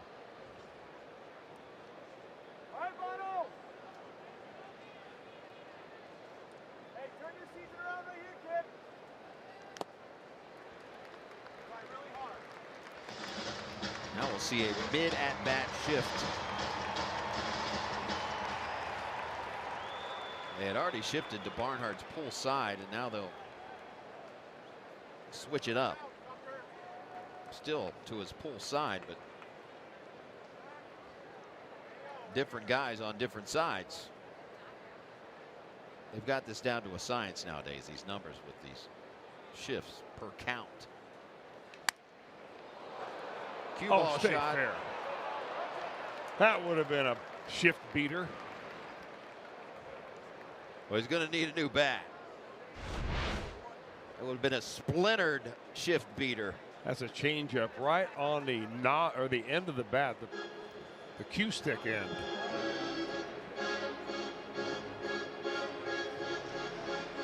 Had a lot of spin on that, I'm sure, coming off the end of the bat like that.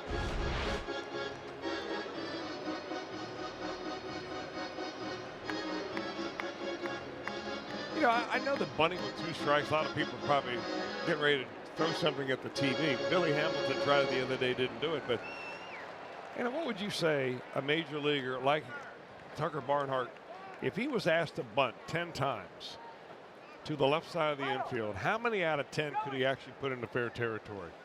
Tucker's a good bunter. So say he gets 5 down. I would say he gets 5 down. And if he gets 5 down, who's going to get 5 base hits unless the pitcher feels one? Oh, I thought it was a very interesting question you put to Jim Riggleman today. You put it to him yourself, and he's encouraging Hamilton to do it with 2 strikes, is he not? And I think that it should go beyond just Billy Hamilton. I think, you know, your chances of hitting the ball through the shift if you're on the ground is not very good. Something like a 7% chance. So they must know something about the hit chart from Tucker Barnhart, or else they wouldn't be playing over that way. They align him a little bit, probably even more to the left than they want to, only because they've got, you know, double play situation. Well, we've seen Barnhart beat the shift with the bunt a couple times this year at least.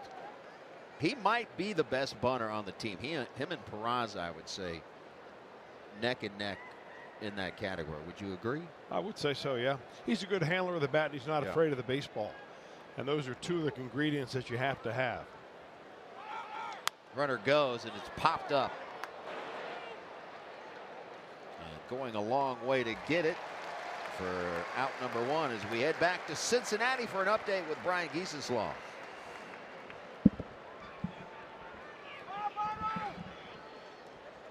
Hey, my fantasy career's on the line. First baseman, Joey Votto.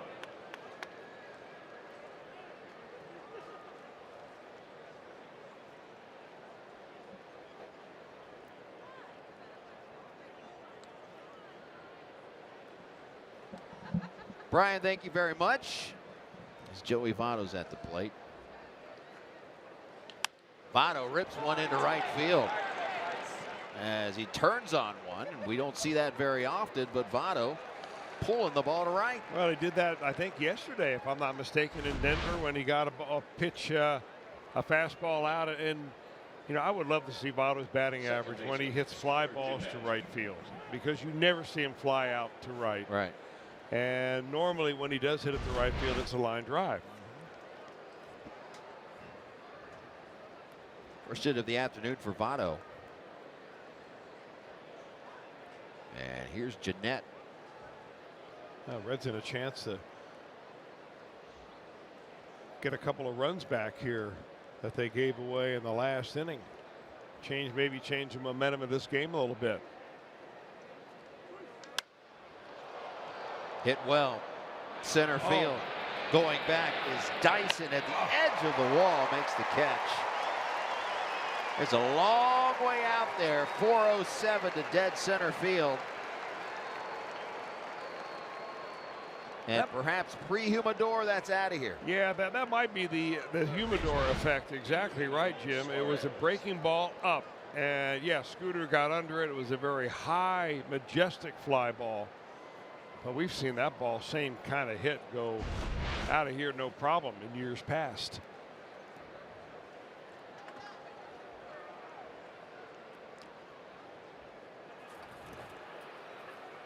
Is not only a long way out there, but you got to lift that ball above that 407 mark as well.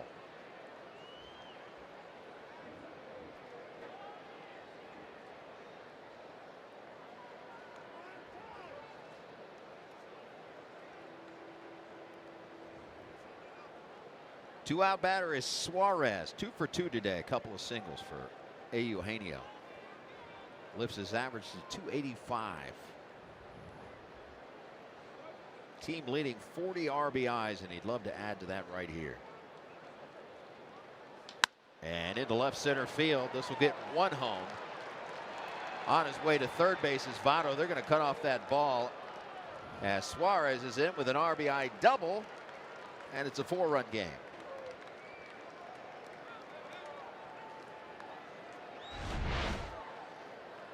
Suarez gets a pitch that is right in his zone, and I mean, he squares it up perfectly. Jerrod Dyson did a nice ball cutting this ball off, because if it goes all the way to the wall out there, then Votto is going to be able to come around and score also. As it is, only Peraza comes in. But the Reds pick up a very sweet 2-out RBI. First extra base hit of the afternoon for the Reds. They now have 9 hits, but only 2 runs to show for it. Suarez 3 for 3 here today as pitching coach Mike Butcher talked to his right-hander Matt Cook.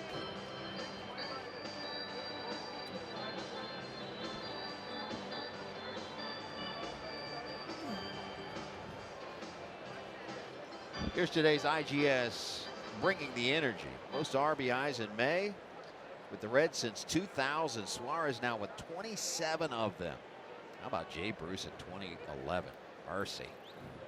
Junior, 29 in 04, along with Phillips, 29 in 2009. Suarez here on May 28th, climbing the ladder.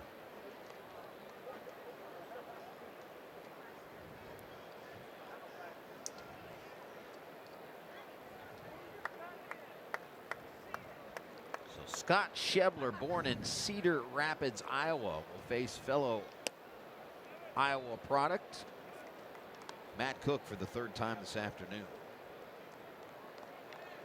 Cook graduated from Cherokee Washington High School.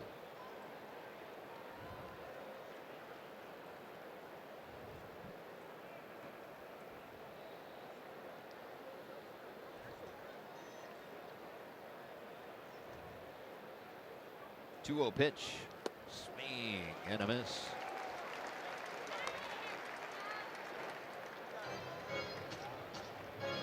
Cook in high school, 2 things I'm unfamiliar with. 1, he was a member of the National Honor Society, and he was class president.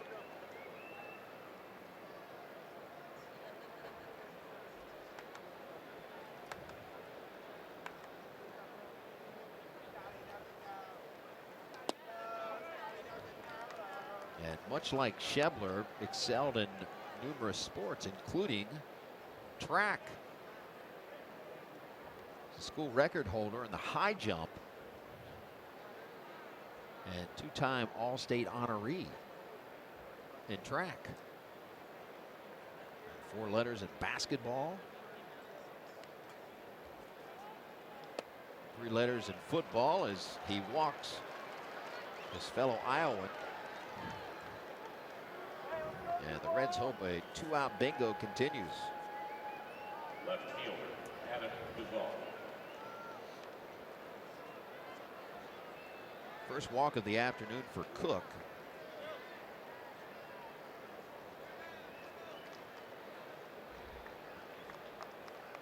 Reds need a big hit here. Bases juiced, 2 outs, trailing by 4.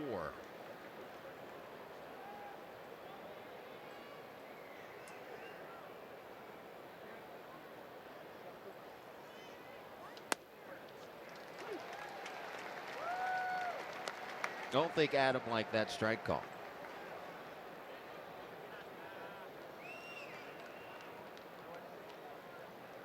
By one C.B. Buckner.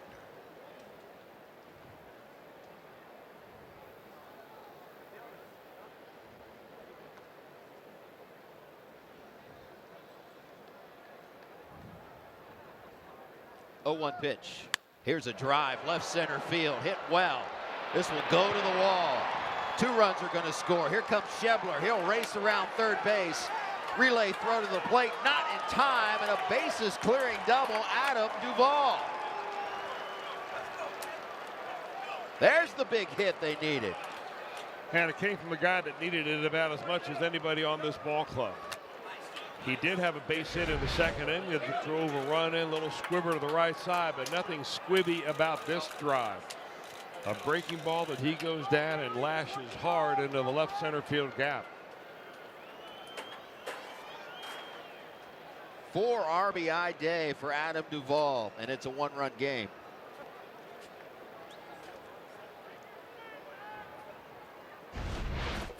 Now with 2 outs, for the first time, Bailey will be swinging away off the glove of the third baseman. They're going to wave around Duvall.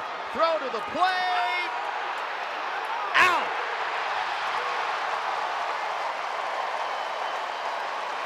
Well, the Diamondbacks recovered just in time to cut down Duvall at the plate. We'll hold it up because the Reds are going to take a look, perhaps. Well, first a base hit by Bailey. Goes off the glove of the third baseman. Duvall's coming around third. Billy Hatcher says, come on, Adam. And as he goes across the plate, the throw from the shortstop, Ahmed picked it up and threw a strike to the home plate. Murphy. And there will be no review. He is out at the dish. The defensive play saves the lead for the D-backs.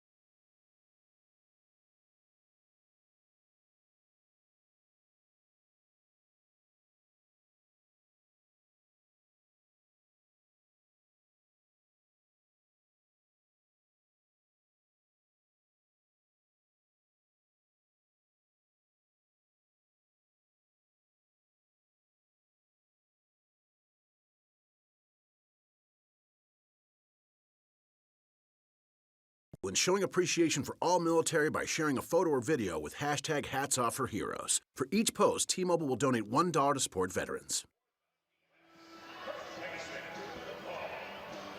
Oh, an interesting ball game here on Memorial Day. It's a 1-run game, 6-5. As the Reds put 4 on the board in the 5th, could have been 5, but an outstanding defensive play. Ahmed to Murphy to cut down Adam Duvall at the plate. And Homer Bailey still on the hill for the Reds. And he will face Goldschmidt, Lamb, Descalso here in the home half of the 5th. 0 for 2 is Paul Goldschmidt. And it's still weird to look up and see his average at .201. But here's a hard hit ball into left field for a base hit.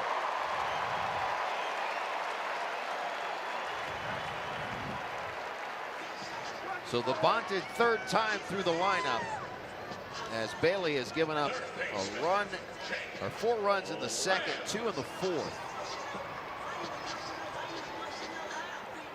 Well, it's been the big hits that have hurt Homer Bailey today. The home run by Ahmed in the 2nd, obviously a huge one there, a 3-run bomb, and the leadoff home run in the 4th.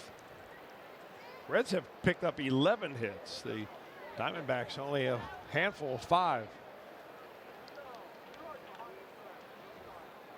Jake Lamb 0 for 2 so far here today.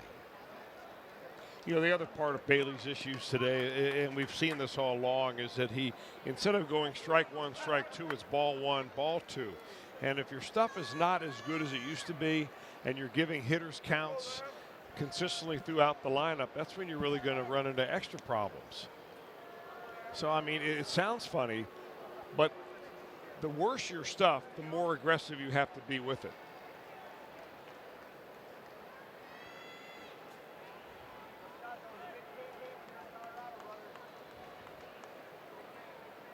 Pitch number 80 from Bailey, and it's a swing and a miss by Lamb.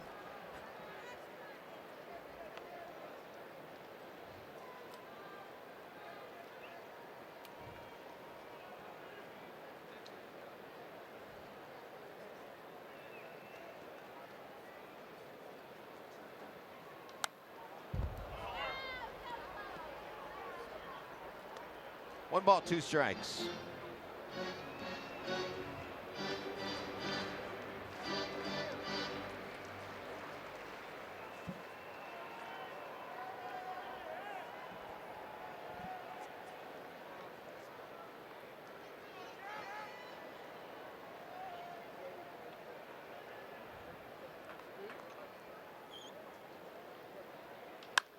Center field. Hamilton coming in. He can't get it.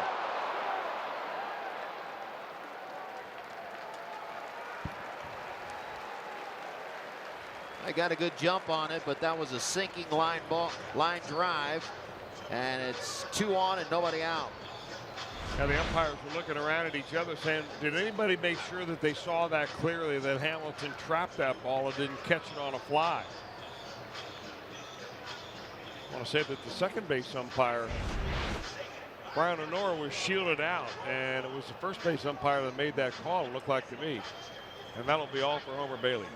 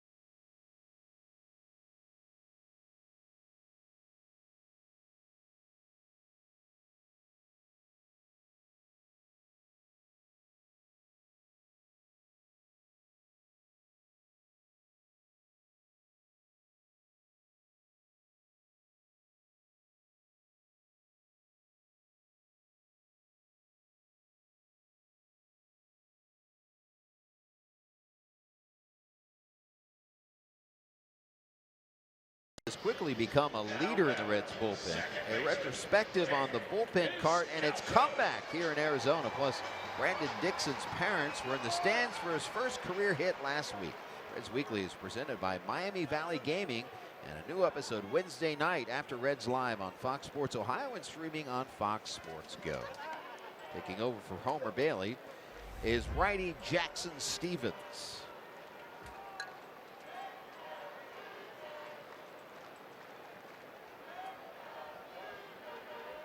And first and second and nobody out is the situation he will inherit for Bailey.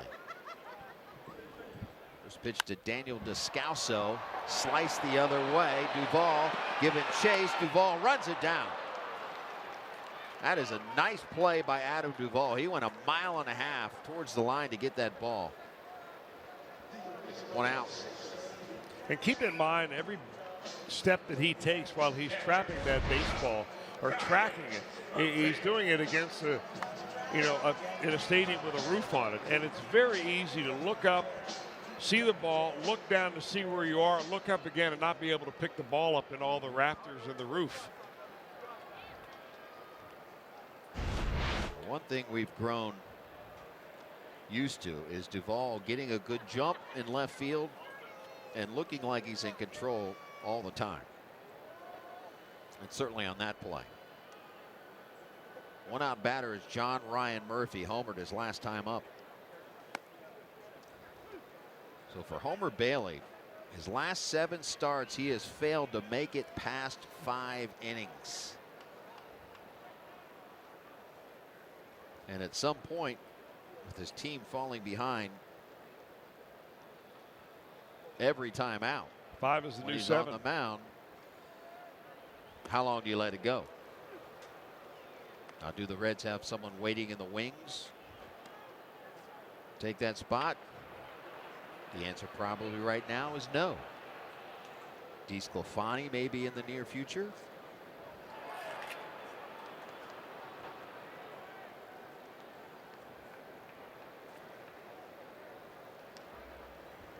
Jackson Stevens in the driver's seat here. 0-2 pitch. And it's 1-2.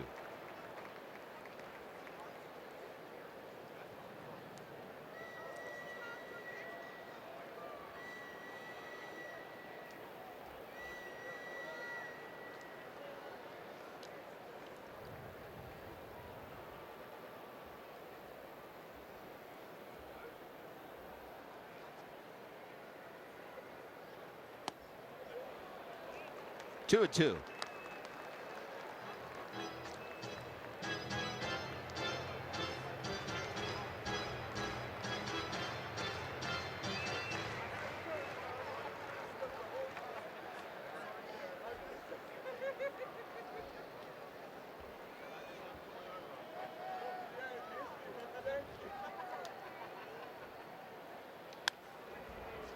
Count holds at 2 balls and 2 strikes. The Diamondbacks catcher John Ryan Murphy.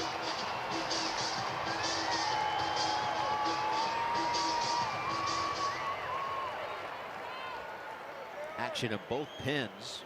Wandy Peralta, lefty, cranking it up for the Reds. And Fernando Salas for the Diamondbacks. 2-2 again. Swing and a miss. 75 on the gun and a beauty. Well, we've talked about the curveball from Jackson Stevens before. He's got one of the most, or the highest spin rate on any breaking pitch of a pitcher in the major leagues. And it shows right there, even when you have dry air, thin air like you do here in Arizona, even inside, you've got to have a lot of rotation to get that ball to break the way that Stevens just did. Oh, Uncle Charlie. Lord Charles. It was filthy. The yellow hammer.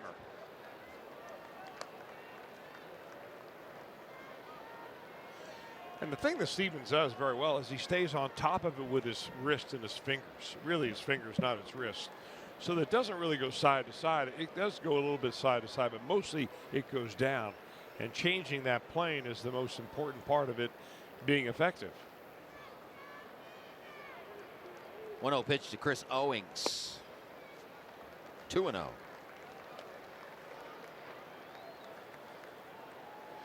So Stevens trying to keep it at a 1-run game.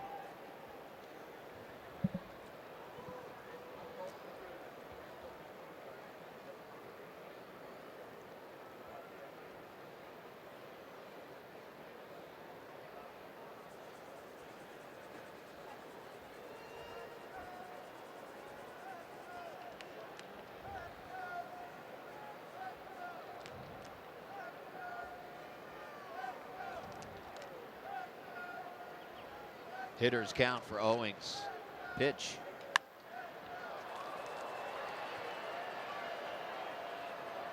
Two and one. He had a good year last year, did Owings. He hit .268, had 12 home runs. And then late July, he ended up breaking his finger and had surgery. It was a botched bunt.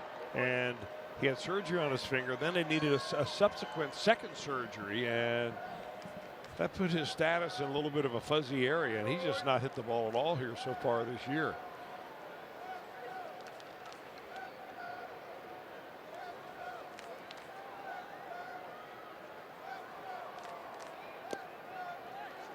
3-1.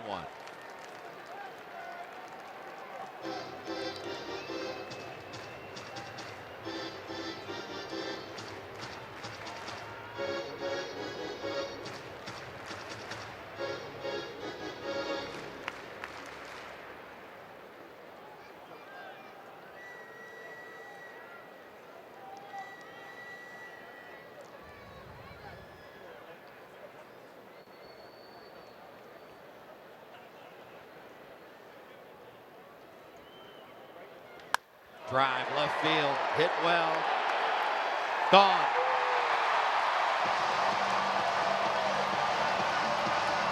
Three-run home run, Chris Owings, and the long ball plaguing the Reds here this afternoon.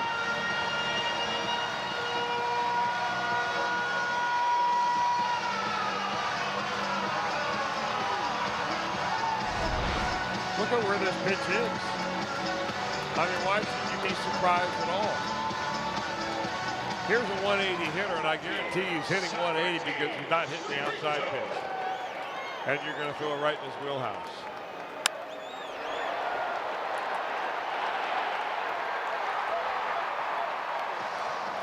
So the Reds climb out of the hole to pull it within 6-5, and Chris Owings, a 3-run home run to push it to a 9-5 Diamondbacks advantage.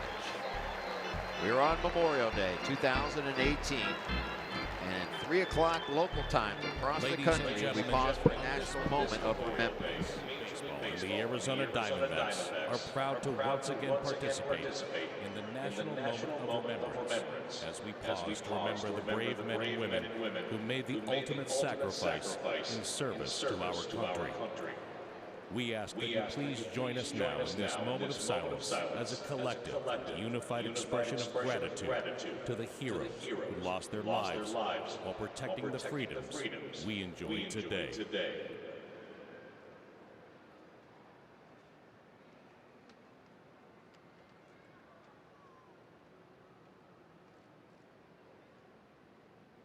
Thank you. Thank you.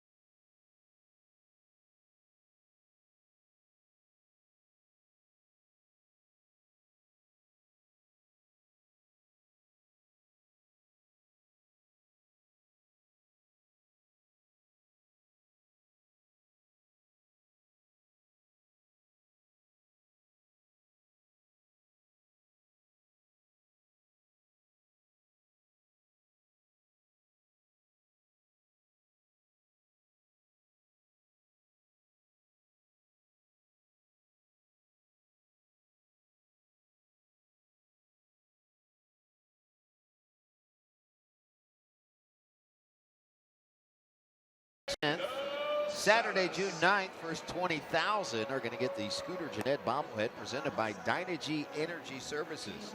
See your Reds take on the Cardinals for as low as $12. For tickets, visit Reds.com. Both starters out of this game, as Torey Lovello will call on right-hander Fernando Salas here in the 6th against the Reds. Well, Salas now 33 years old. He spent the season in 2017 with 2 different teams. He was with Anaheim, and then he was also with the New York Mets.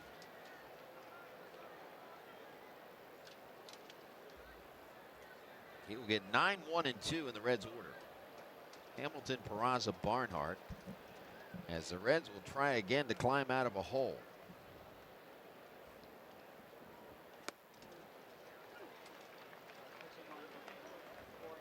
So you can Salas has had some issues in the past with the long ball, and the same for this year too. He's given up 4 home runs over his 25 innings.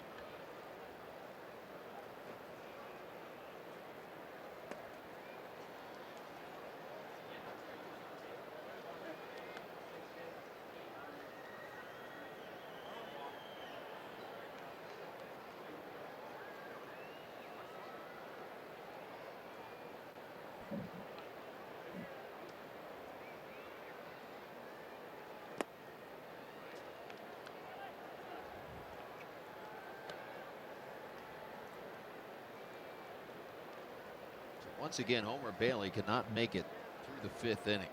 Final line for Homer: 4 innings pitched, 6 hits, 8 runs, 6 were earned, a walk, 3 strikeouts, 2 home runs.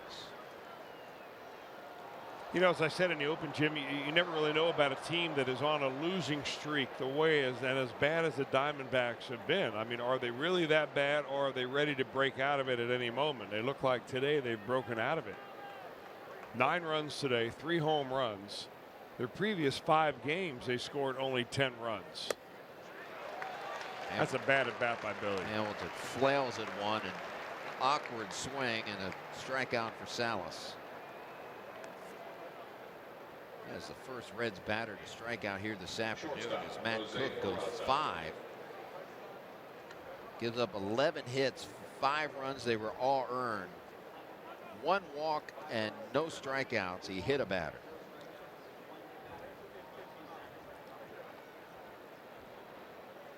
And here's Peraza with a drive to center field. Dyson going back, backs up onto the track, has it 2 outs.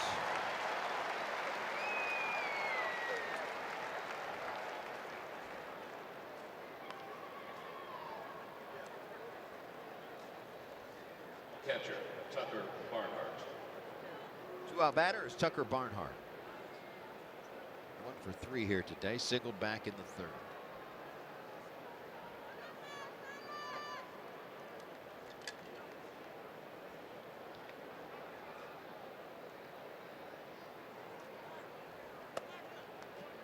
Batting average for Tucker now sitting at .270.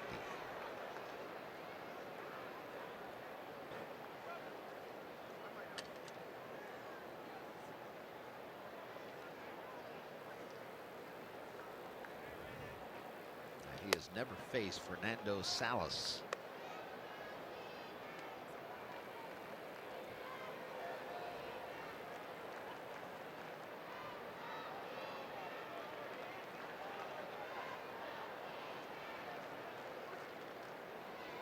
One to Tucker.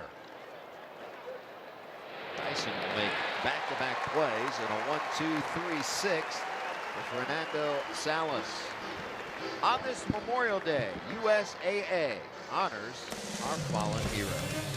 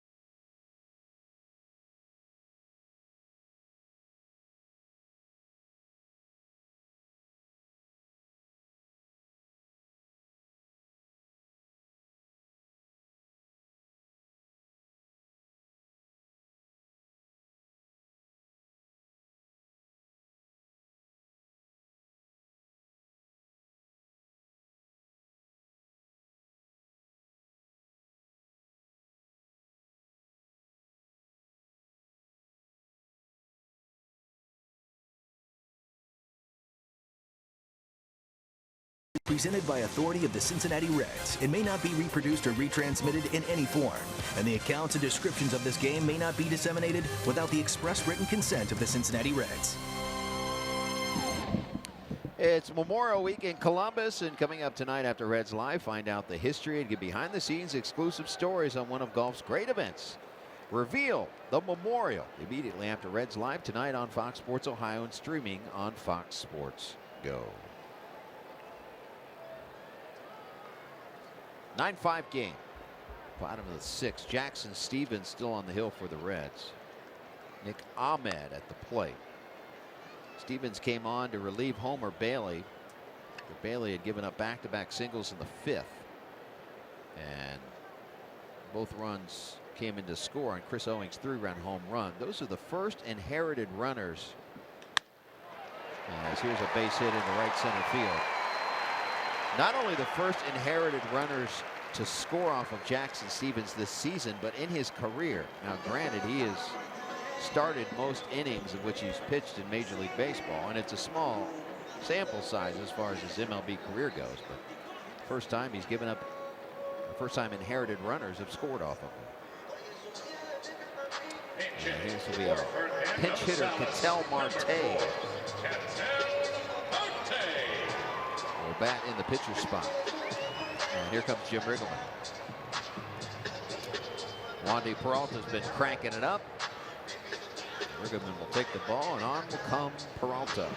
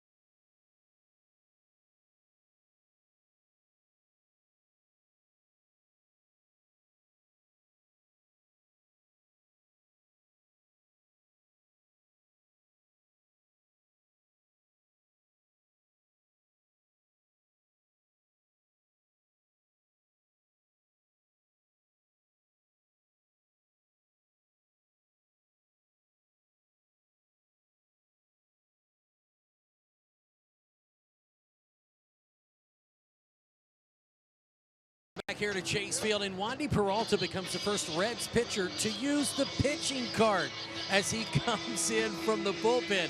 It drops him off right in front of the dugout. He jumps out, tips the driver, and steps out to the mound. Before the game, I talked to Jared Hughes if he would use the cart. Here's what he had to say. Yeah, I don't think I will, no. We might have a guy or two that does it, but it's not going to be me. I love my sprint. It helps me get loose for the game, so I'm going to stick to doing that. Well, you know, Jim and Chris, that is very important to him to get that lather up, he says, to run in. So Jared Hughes will not be using the cart in this series. Oh, you can book that. Well, let's hope it works here for Wandy Peralta. I love the bullpen cart. I do too. Swing and a miss to the pinch hitter, Ketel Marte. I mean, through the years, there have been some outstanding looking bullpen carts. And cars, for that matter. It started with some cars. We've seen trucks. We've seen all kinds of things to bring in. I did a very unscientific poll for the game, along with Pick, of asking. My favorite kind. Yes, asking these relievers. Amir Garrett said maybe. Hernandez said no, but then wavered a little bit. Well, maybe. Lorenzen said probably. I probably will. Floro no and Rainey no, although when they said no, David Hernandez, the veteran, says they're saying no for now. We may make them. as rookies. Yeah, I didn't think that they have a say until they get at least a year in the big Exactly. leagues, right? So you may see them using it only because the veterans say so. There's Hernandez.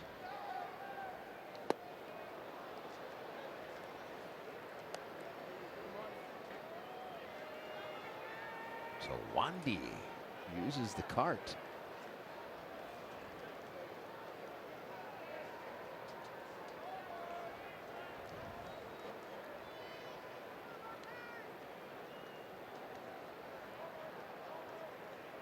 Counts 0-2 to Ketel Marte.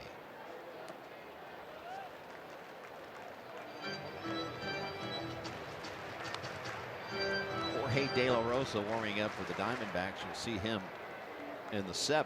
Lorenzen warming up in the pen for the Reds.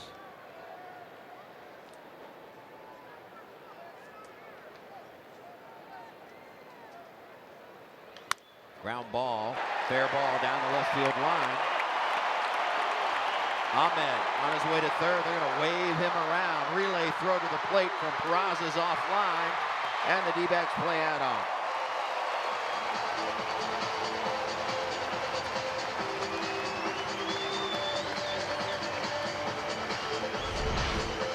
Right inside the bag. Unfortunate event right here, because what Peralta does is able to get a ground ball, unfortunately, inside the bag beyond his third baseman. And you're going to score a runner every time in this situation because of the angle of the throw, the runner really running right in line with the catcher right there. That throw is a little bit to the left of the home plate. And Ketel Marte ends up at third base. And this is the kind of offense we're used to seeing in Arizona last year, but have seen virtually nothing of this year until today. And that one bounces up there, and Barnhart saves another run.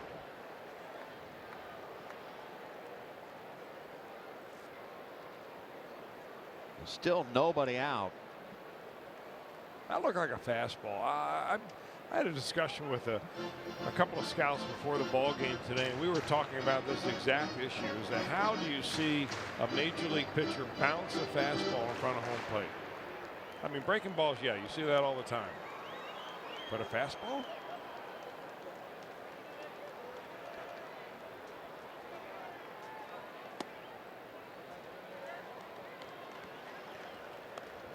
The 10 runs already in this game, a season high for the Diamondbacks.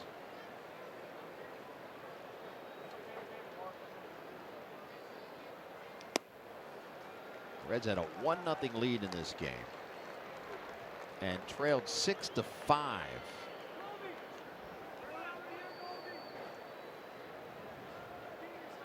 The D-backs put 3 more on the board in the 5th. And a plated one here in inning number 6.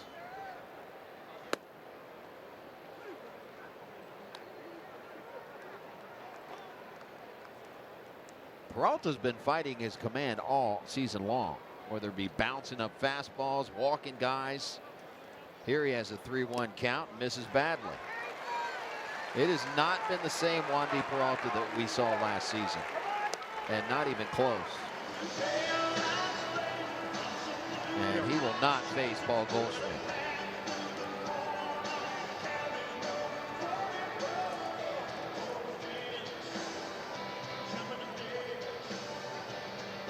And a double switch in order is Jim Riggleman, and this is by the rule book, in case you didn't know this. So the umpire, or the manager, has to go to the umpire first if he's going to make a double switch, rather than go out to the mound and tell the umpire at that point. So Peraza comes out of the game, and we'll have a new pitcher coming in via the bullpen card.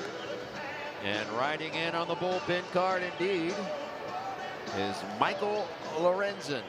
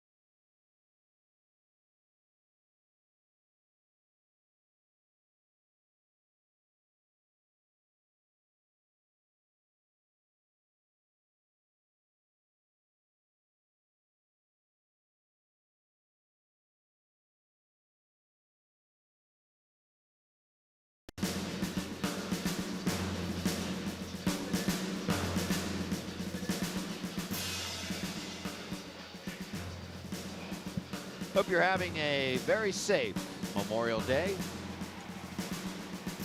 A safe and thoughtful Memorial Day as we honor those fallen in the pursuit of freedom for our great country. We thank each and every one of you who have served, are serving, and will serve. Thank you very much. Michael Lorenzen, the new pitcher. Michael Lorenzen comes in on the bullpen card. And believe it or not, for Michael Lorenzen, this is game 136 in his major league career. Boy, how time flies. He is now 26 years old. He started the season on the disabled list. Had a sore shoulder right at the very end of camp. He was a guy that was making some noise early about possibly breaking into the rotation and the competition that the Reds had for starting pitchers in Goodyear. And he spent most of the month of April and part of May rehabbing his shoulder.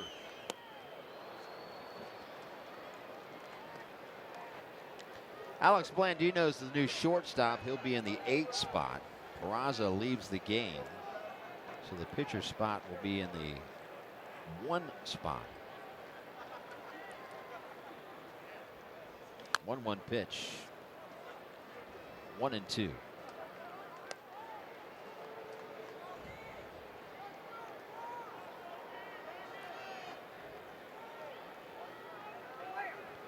So Lorenzen rides the bullpen card in, and to our knowledge, the Reds have set the record here. Previously this season, only 2 pitchers overall have used the bullpen card.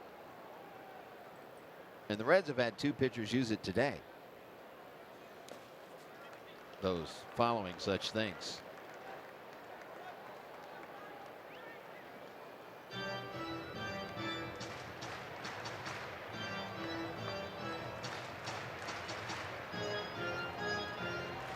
You would have used it, wouldn't you? Oh, yeah. Absolutely. Did you ever use one? Well, I used one in New York. I've talked that story a couple of times. It was a Toyota, all pinstriped up like a New York Yankee Toyota. I've actually seen pictures of it. Yeah. They had some really cool ones back in the day. Very intimidating chauffeur that day. Get in the car. I wanted to hear the story again, only because, you know, you never know what you're going to get in the East Coast as far as attitude goes. There goes the runner from first base.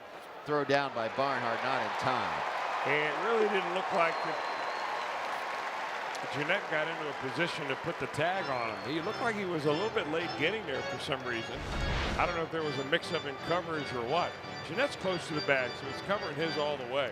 But he steps up and gets this throw well before the bag. And maybe that was a little bit of a defensive maneuver to make sure the Diamondbacks didn't pull the old first, third steal on him. 9th steal of the season for Dyson.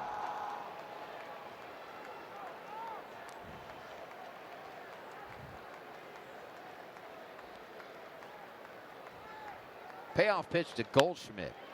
We'll do it again. I got a pretty good question posed to me on Twitter by the Big Red Machine Twitter handle. I mean, I wonder if the pitchers, are they tipping the driver? I mean, you tip a cab driver, right? Sometimes you tip a Uber or well, Pick said driver. that Peralta tipped him. 8th pitch of the at-bat. Here it comes.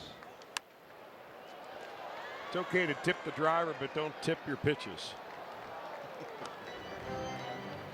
Indeed. I wonder if you need a CDL for that.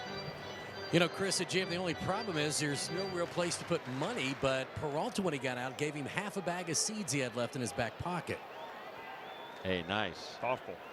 Coming from a guy that likes the seeds when I'm down there where you are, Pick, it's big.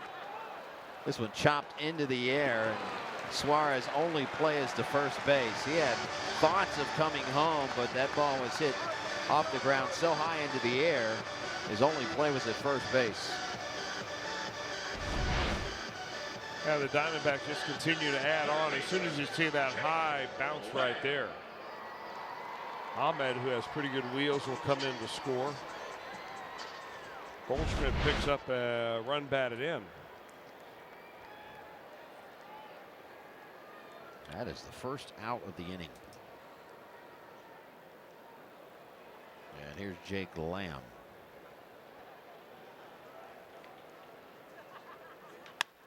Ripped right at Votto. He will take it himself. 2 outs.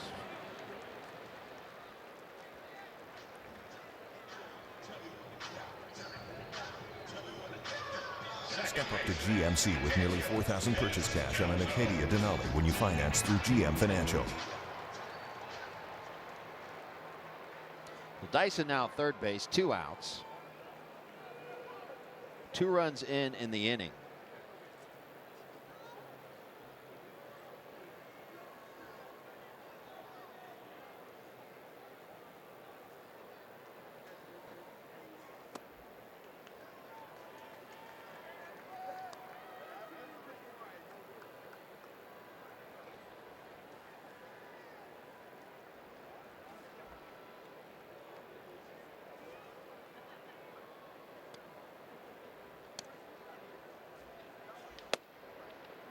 Strike called.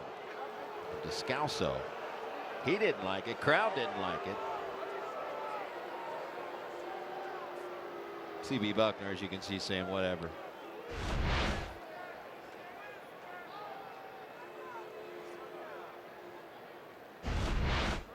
Too close to take.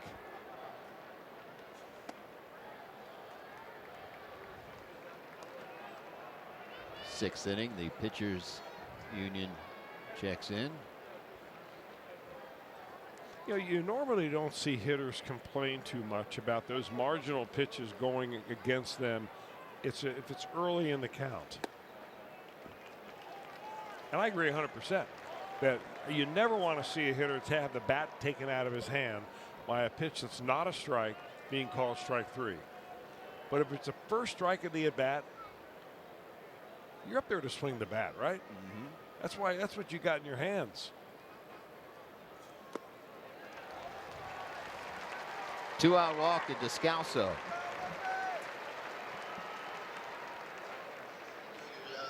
Second walk of the inning.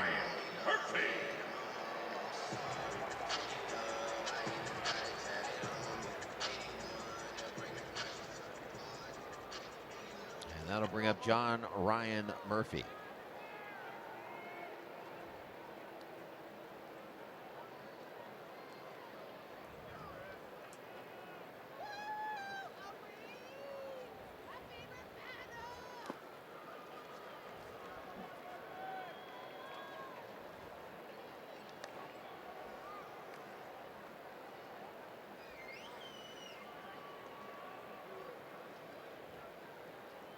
First and third, 2 outs. As the Diamondbacks, who came in struggling mighty on offense, and oh, have they broken out here today.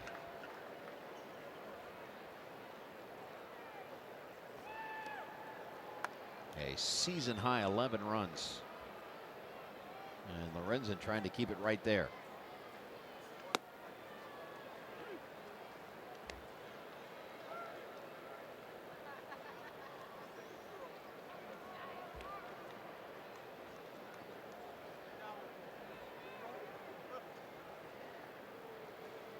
There goes the runner from first. And they got him held up as Jeanette will run him down. Descalso trapped in no man's land for the 3rd out, but the D-backs get 2 and lead big time.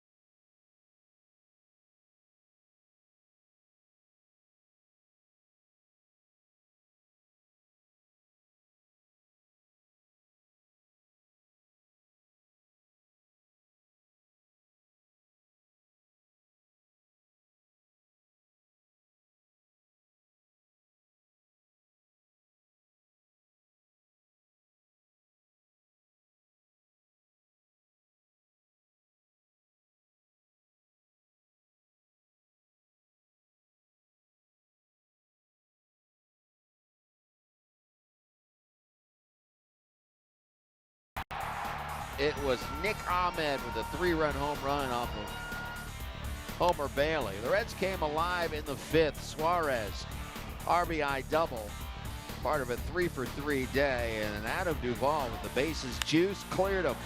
The 3-run double in the 5th. The Reds climbed within one. It was a 6-5 game, but back came the Diamondbacks, including Chris Owings, a 3-run home run off of Jackson Stevens. 3 home runs today by the Diamondbacks, and they lead 11-5.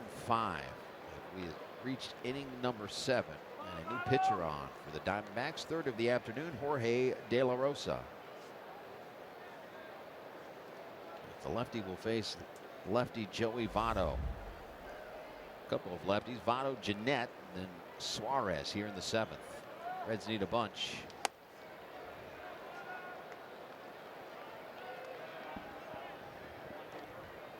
Ketel Marte stays in the game. He's at second base.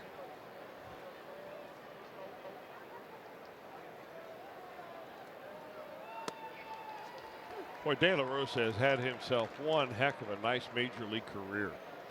Long-time starter in the major leagues, both with Kansas City, Milwaukee a little bit, but mostly with Colorado.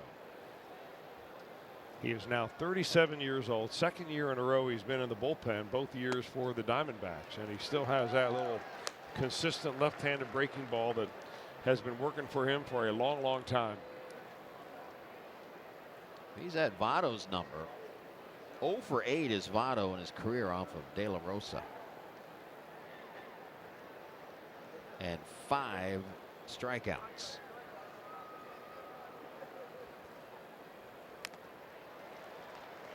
Votto just gets a piece.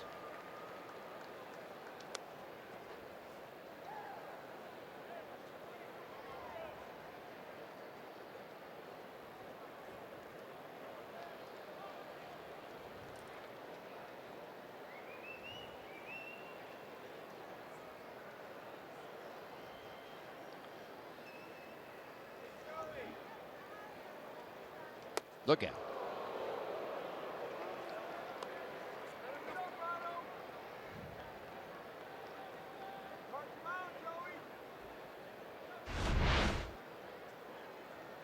That was a breaking ball. Votto knows that. There was no malintent to the pitch. Nice place to miss, though, if you're a pitcher. Votto intent on seeing that breaking ball, even though that was a fastball, and taking the pitch the other way. You can see everything going towards left field with Votto that time. A couple of knocks for Votto yesterday, a base hit today. Average up to 286, which is still un-Votto-like, but has been climbing north. Check swing. Full count.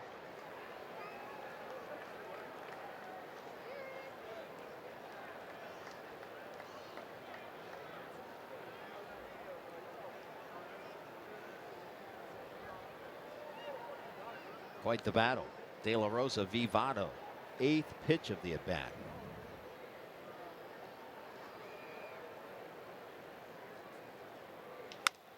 Ground ball into that shift in short right field. Making the play is Marte.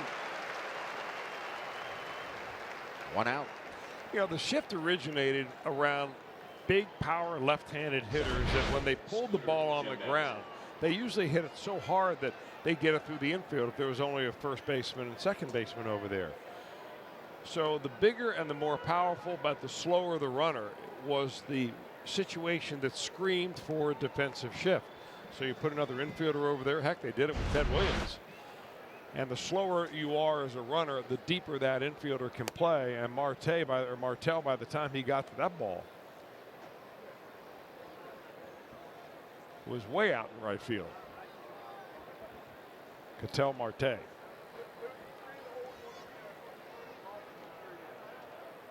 Scooter 1 for 3 here this afternoon. Single has scored his first time up. Ground out, fly out.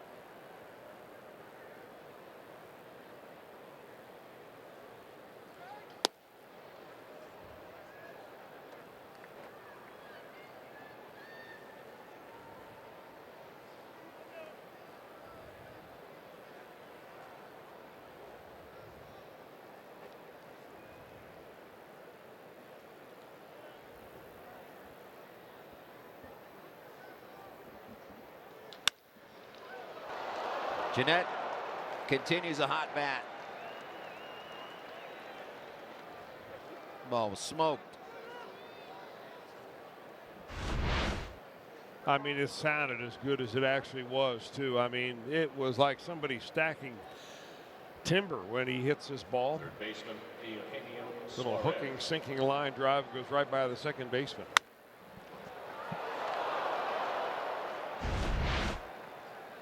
Well, the one-out batter is Eugenio Suarez, working on a 3-for-3 afternoon, including an RBI double last time up. Suarez does have a 4-hit game in his career, and it came earlier this season in Minnesota, April 27th. Average up to 290 for Eugenio.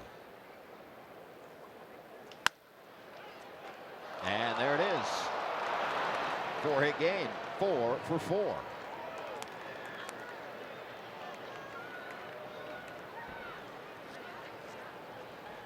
He's had a couple of hits almost identical to this. Hit sharply just beyond the reach of the shortstop, although I think this time Ahmed really had a good chance of catching this ball and turning it into a twin killing. Looked like he was bringing his glove up a little bit in anticipation of a higher hop, and the ball just stayed right underneath his glove.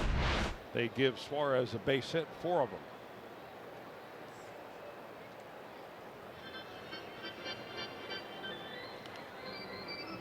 He's got a little work to do to catch Scooter, but his 12th multi-hit game this season.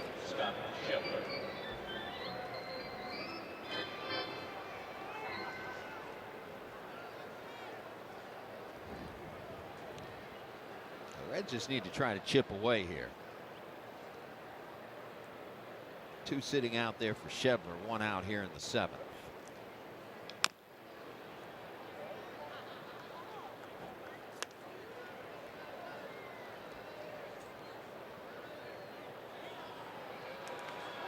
Shebler's been on twice here today.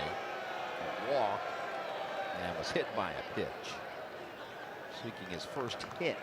He did score after his walk in the 5th. Well, he's also seeking his first run batted in off a left-handed pitcher all year long. And he's not alone in that category. The Reds outfield has just been very bottom of the barrel when it comes to driving runs in, and especially off of left-handed pitching. Winker doesn't have one. Shebler doesn't have one.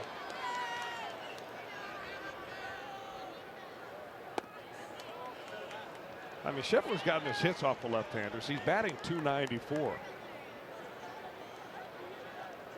But it's the old saying of .294, no damage. 1 double, no triples, no homers, no runs batted in. He could change all that right here with 1 swing of the bat.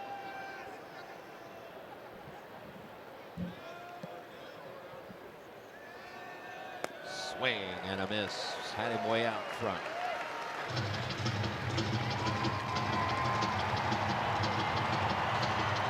Calling for some noise. Crowd of 29,924 for our Memorial Day in Phoenix.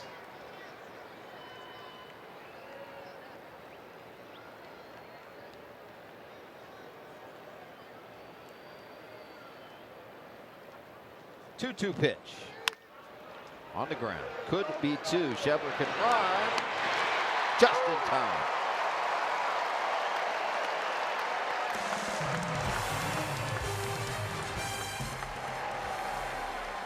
Stretch time here at Chase Field, and on this Memorial Day, we'll keep it right here.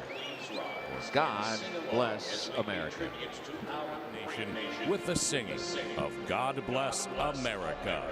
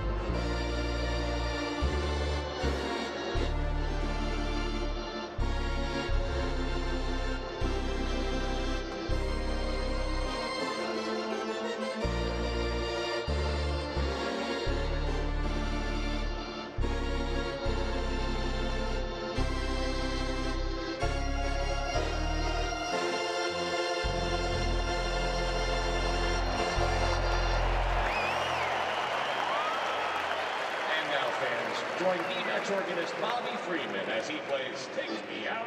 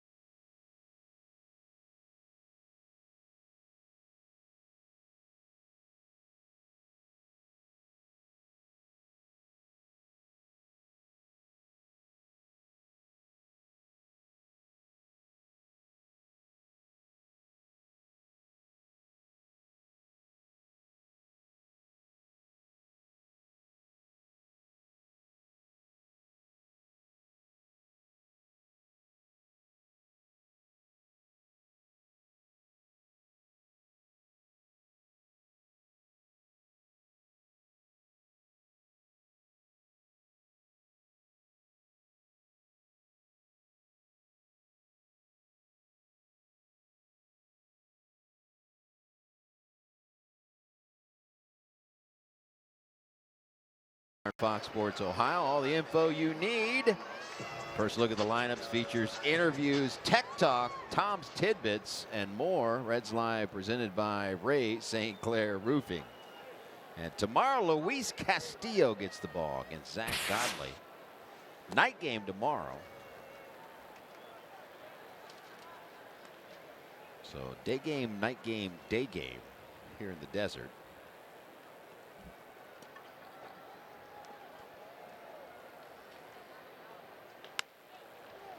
Votto backs up and fields it and flips to Lorenzen, 1 out.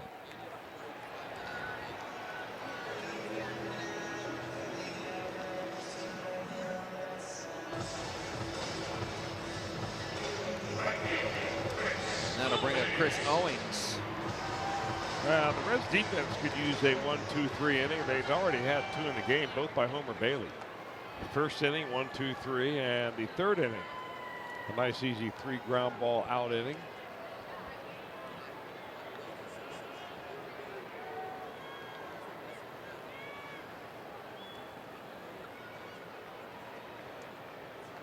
It was very pleasant under the roof here. Let me check the temperature outside. You know what? We're getting a break. It's only 95. Which, with no humidity, is very comfortable. Although when it's 115 and they say it's only a dry heat, 115 is 115. Yeah. I'm with you, though. If it was 115 and humid, that would be a problem. But we've been here when it's been blazing. Like we were here one year where they were frying an egg on the blacktop outside of the TV truck.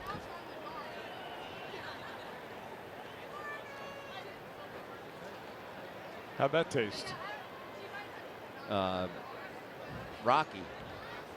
Do you have a little gravelly voice after eating that?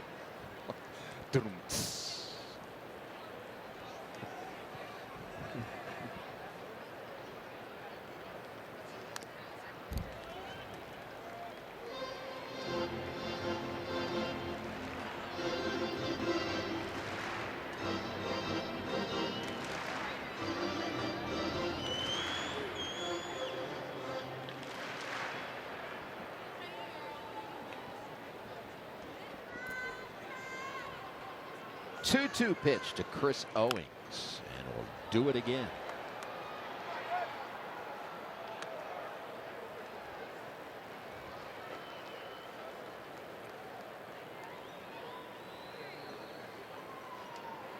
I love the evenings in the desert here. It's hot during the afternoon, and then when that sun goes down, it's just gorgeous. Well, especially during the time that we're here the most, which is in February and March for spring training. Those evenings, it's like there's no weather at all. How do you like the weather? What weather? You don't feel it. Right.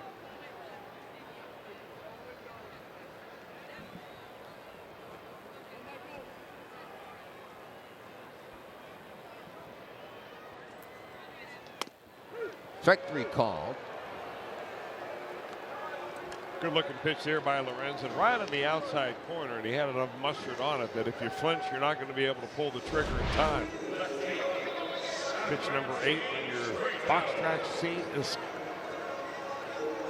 little box over there.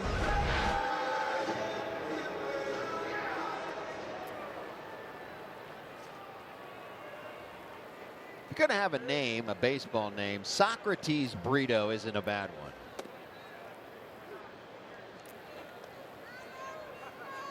One for 3 today.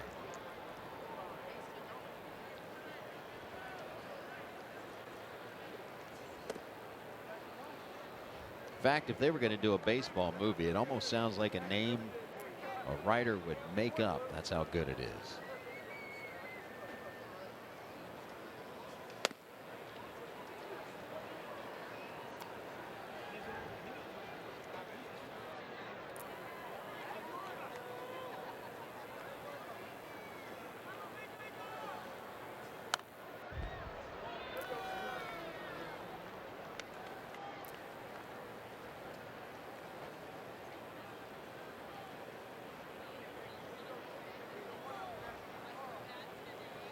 One and 2 the count to Socrates. Jam job. Blandino got to hurry. Got it. 1-2-3-7 turned in by Michael Lorenzen. Reds need some runs.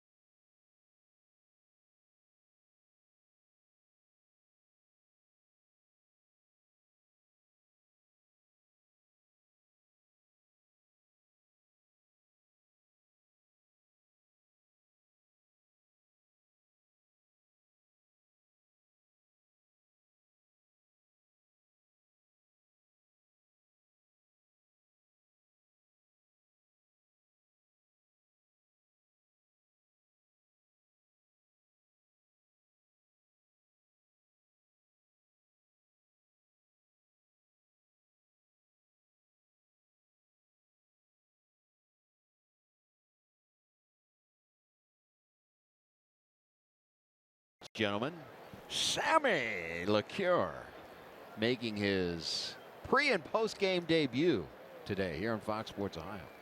Welcome to the squad, Sammy.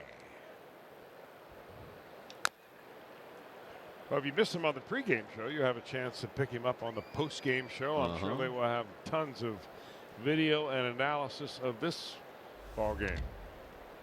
TJ Mcfarland, lefty, new pitcher on the hill for the D-backs.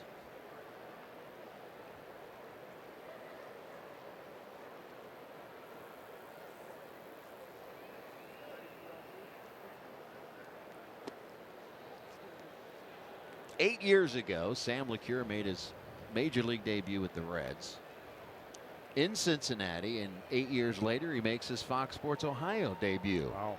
In Cincinnati. That's pretty good planning. It is.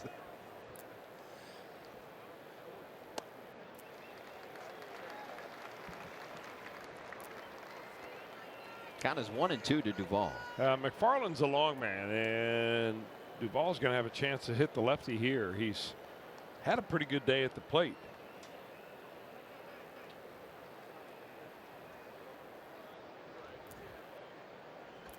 Four RBI day for Duvall, and a lot of days when you put up 5 runs, you'll win those ball games. Not today. The Diamondbacks have broken out. Season high 11 runs.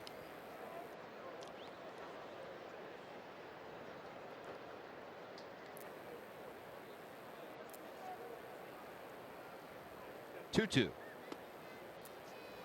Full count.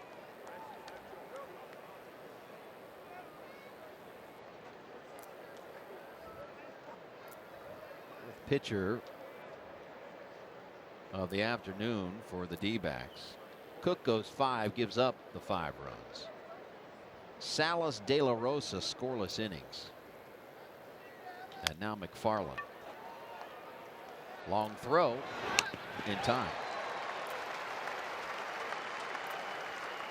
One of the things they really like about Nick Ahmed is that arm of his. He makes all the plays defensively, it seems like, although a couple of balls got by him going up the middle, but boy, what a cannon of an arm. He's playing very deep right here, and he fields this, is able to set his feet, but nice strong throw across the infield. Barely gets Duvall.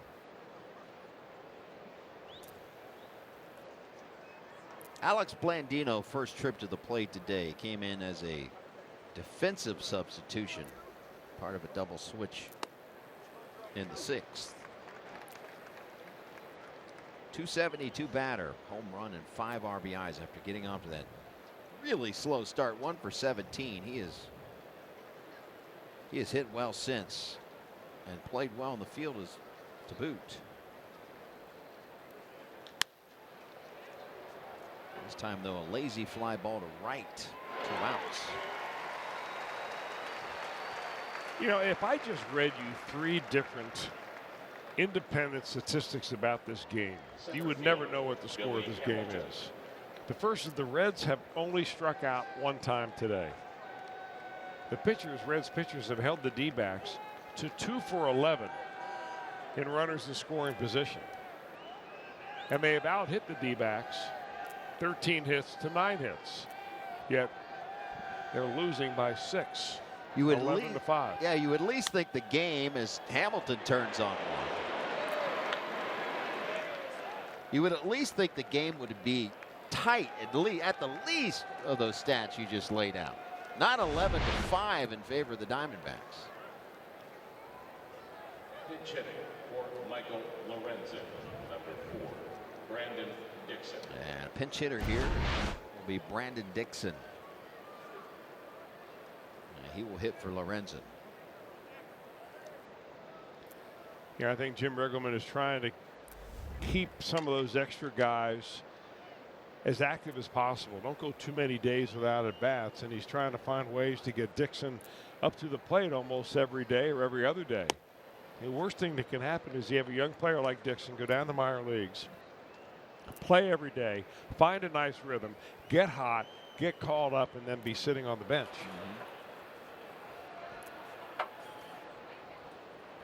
Of course, now with most teams carrying 8 relievers, that means 1 less bench player. Slow roller. No play. Base hit. Infield variety.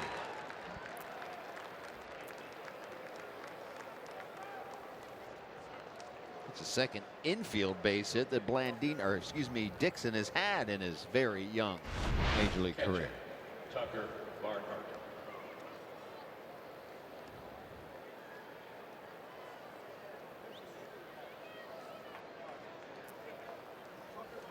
Now with 2 outs and 2 on, Barnhart will hit from the right-hand side.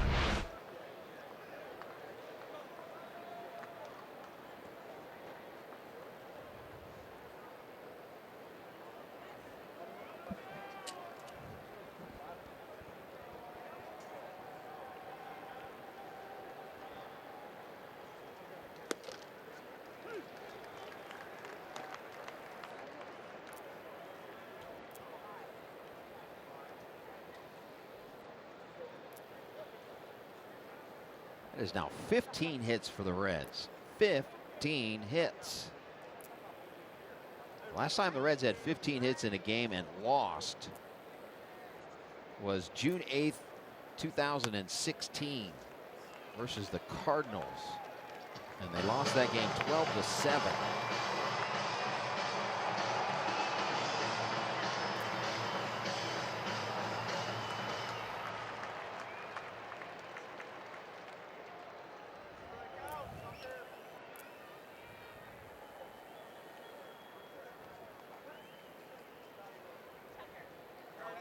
Look up at the scoreboard, you also see 3 in the errors column. 2 came up big, 1 in particular that possibly could have gotten the Reds out of inning number 2, and it ended up being a 4-run inning for the Diamondbacks to really set the stage for what came after. The Reds had a 1-0 lead, and it was quickly erased. And it was an error on the shortstop Peraza on a double play ball, which should have been a double play ball to get Bailey out of the inning. Broken bat grounder to third. Reds strand 2 more.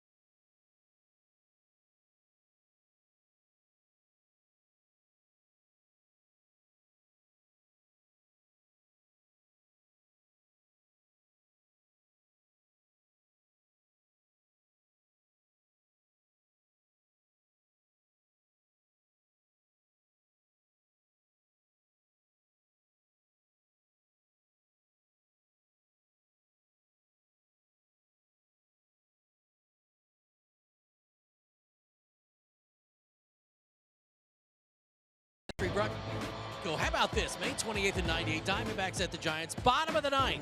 D-backs lead it 8-6, bases loaded, and Buck Showalter, as you saw right there, says, you know what, let's walk Barry Bonds. So he gets the RBI that makes it a run game. Then Brett Maine follows with this shot to right field, and Olsen says, you got to be kidding me. Arizona wins it 8-7, but you walk Barry Bonds with bases loaded instead of pitching to him. This date in Major League Baseball history. How about that, guys? That was one of the all-time manager decisions that if it would have gone the other way, oh, mercy. A little general. First manager here in Arizona. Yep. Of course, he wrote the book. They brought him in, I think, a year plus before they even were going to have a team on the field. And the first duty of business for Buck Showalter was write the book you know, basically, which would be the Diamondbacks way. I mean, from the way you wear a uniform to the way you hit a cutoff man and everything in between. I mean, you walk Barry Bonds with the bases loaded so that he does not deliver a grand slam, a gap job, whatever the case may be. Showalter was also very much involved in the designing the stadium, especially the quarters underneath for the clubhouses, locker rooms, and so on. Well, this is a big league operation, pal. Well, they brought Tom Brenneman in early on as the director of broadcasting, too. Big league press box. Second baseman, Ketel Marte. He's had his business card has been changed, but no one's told him. It has? Yeah. To what? Broadcaster instead of director of broadcasting.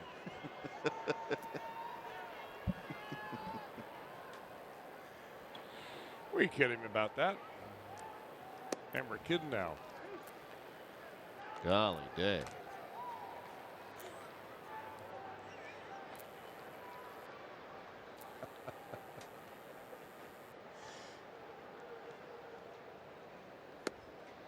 I got to take my cuts when I can. He's, you know, I'm the whipping boy of the Brenneman's plural.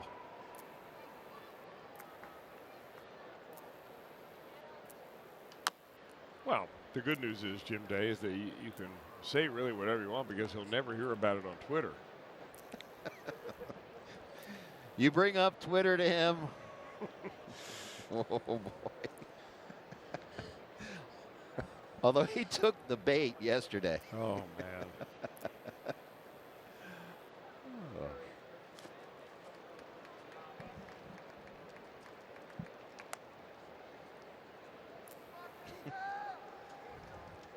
All in fun, all in fun. You better believe it is. We love Tommy.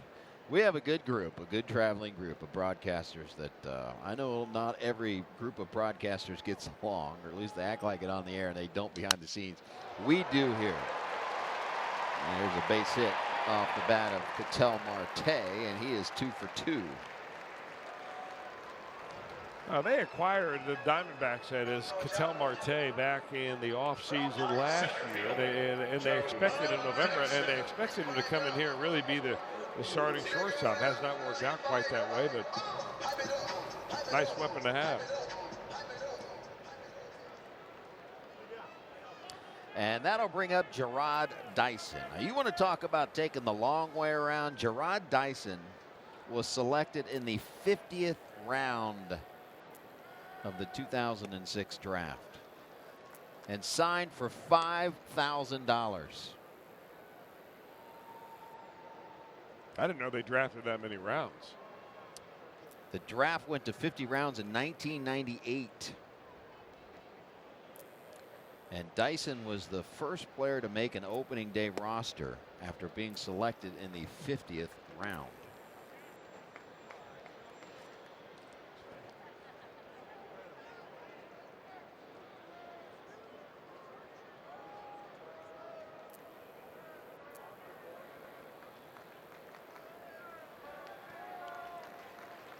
Well, the explanation for the so deep of a draft is that was an expansion year. So, right, so teams needed to draft more players to fill out the minor league rosters, like the D-backs didn't. That was their first year in '98.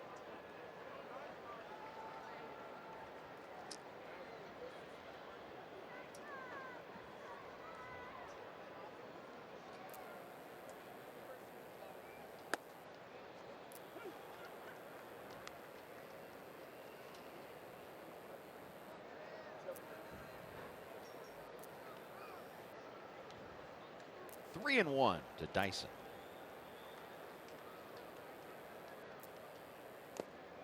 And he walked it.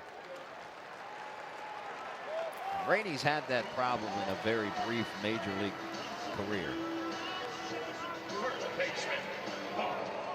Share the Red Legs when they take on the Cardinals June 8th through the 10th. June 9th, that's Saturday. Scooter Jeanette bobblehead, first 20,000 will get that, presented by Dynegy Energy Services. You can see the Reds and Cardinals for as low as $12. For tickets, visit Reds.com.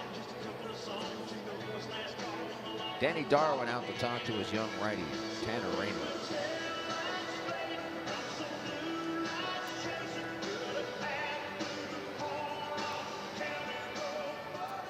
That is the 8th walk given up by Tanner Rainey.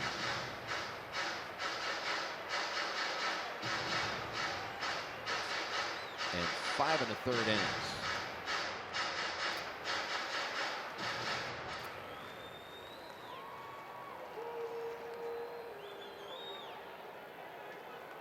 And we saw Rainey yesterday, and it was a further welcome to the bigs as he faced Nolan Arenado, who greeted him with a 2-run home run.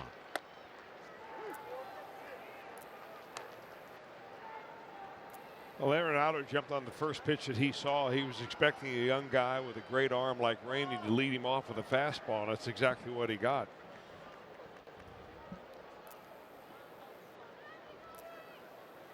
Swing and a miss. Boy, good looking slider there.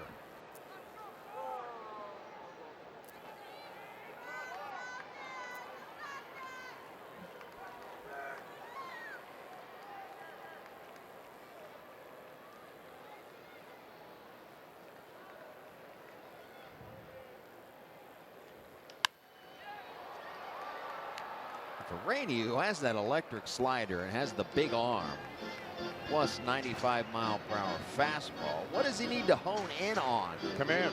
Fastball command? Absolutely. You know, and a lot of times it's not really having to command your pitch in exactly where you want it. You just want to make sure that when you miss, you don't miss in a bad spot.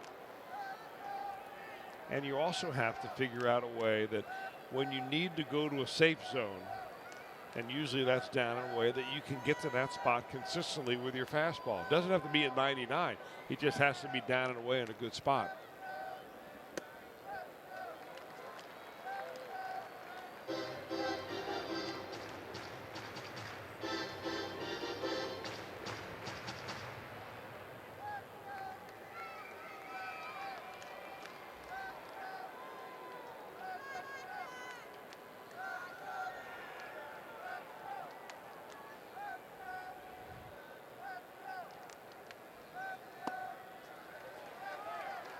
Two and two.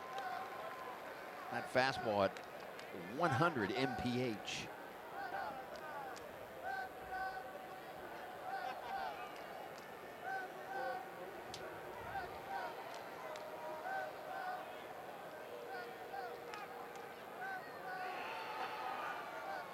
Two-two pitch. Count holds at 2 and 2. The D-backs trying to keep a streak alive. They've had a 500 or better record for 214 consecutive games since opening day of last year. And they are sitting at a 500 mark right now, 26 and 26. And a 6-run lead.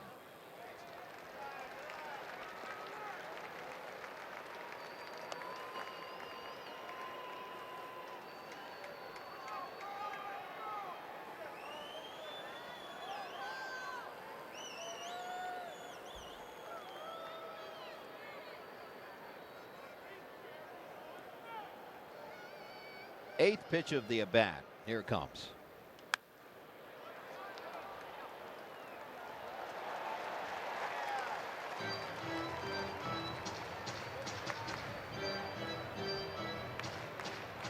If you're just joining us, Arizona got 4 in the second, 2 in the fourth, 3 in the fifth, 2 in the sixth. Where Bailey gives up 8 runs, 6 of them earned. Jackson Stevens gives up 2. Peralta 1. Lorenzen, the only pitcher who went 2 today, gave up no runs. Shepler comes a long way, can't get it. And the bases are loaded.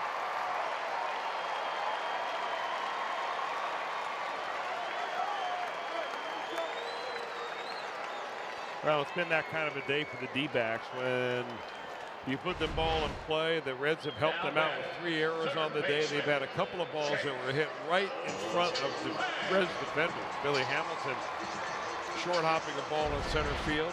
Same for Scott Schebler right there in right field. So if you're Tanner Rainey, though, you're thinking, all right, that's fine, you know. A walk, a bloop. No damage done yet.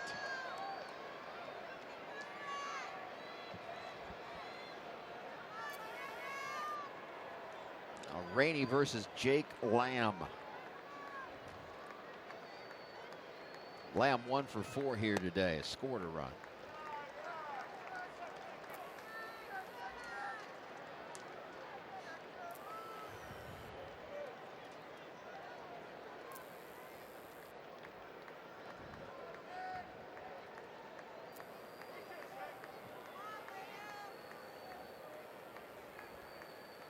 One 0.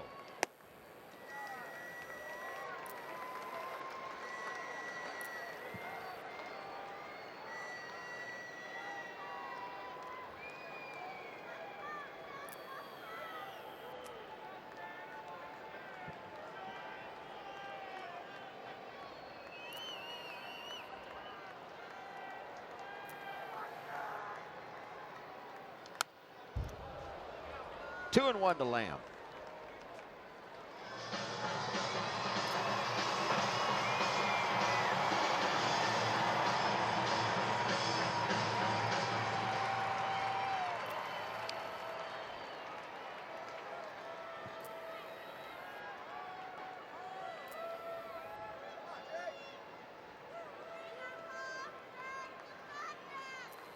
Rainey has what he wants from Barnhart, way outside.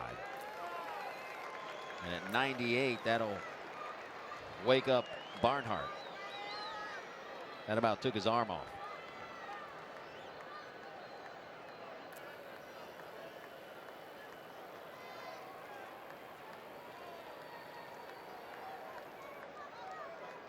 Needs a strike.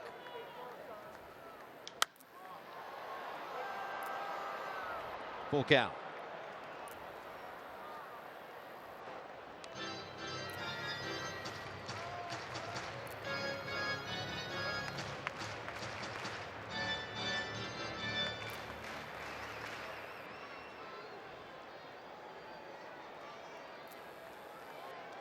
Bases loaded, 1 out.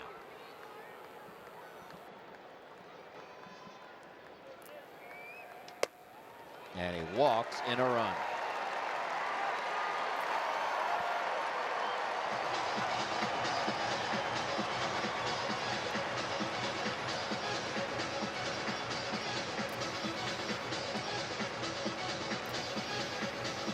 Second walk of the inning given up by Rainey. And credit an RBI to Jake Lamb. Well, I mean, it's been a complete defensive breakdown for the Reds here this afternoon. I mean, when you include the pitching, the number of home runs given up, the number of walks issued, the errors in the field. I mean, you score 5 runs and you're not even in the ball game.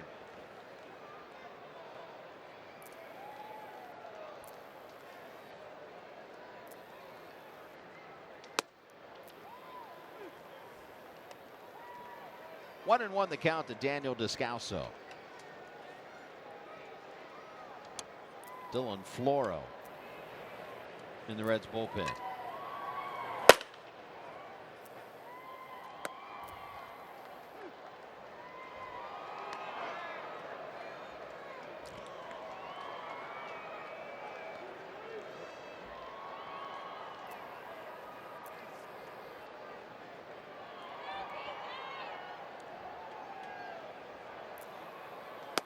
Swing and a miss. Down goes Descalso, 2 outs. Catcher, Sean Ryan Murphy. It's my bad. That's TJ Mcfarland. Came into the game earlier. 6th strikeout of the afternoon from Reds pitching.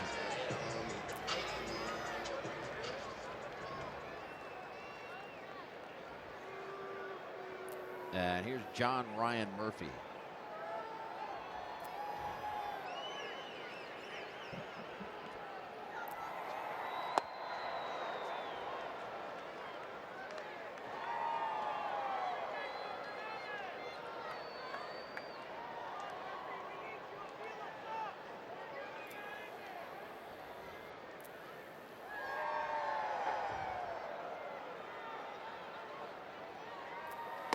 Swing and a miss.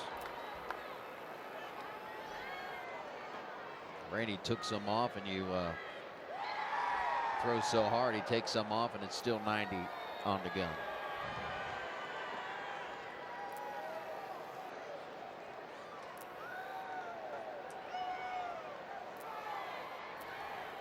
Oh, 2 pitch.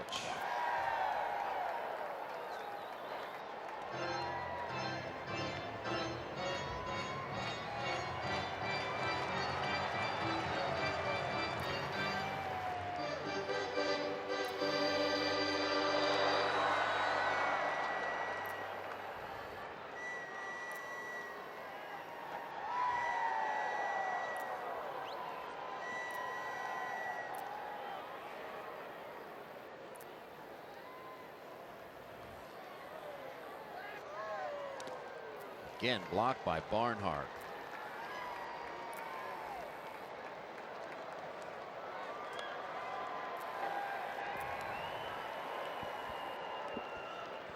A laboring inning for Tanner Rainey. 36 pitches.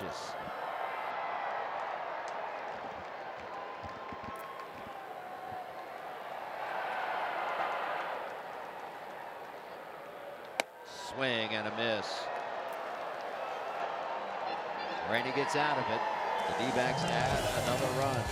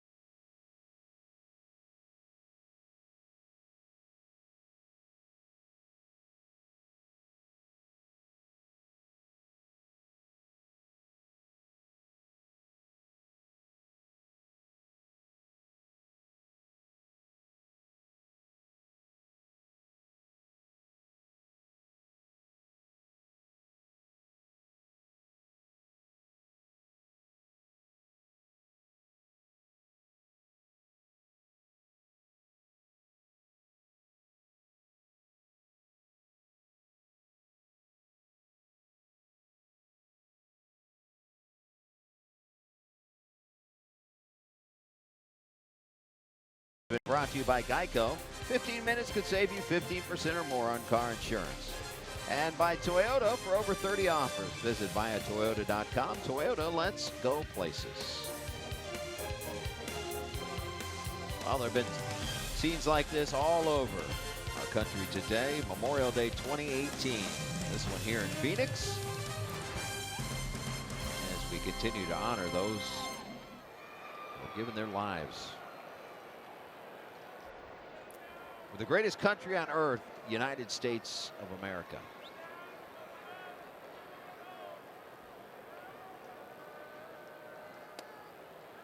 Votto, Jeanette, Suarez. Reds need a bunch here in the ninth.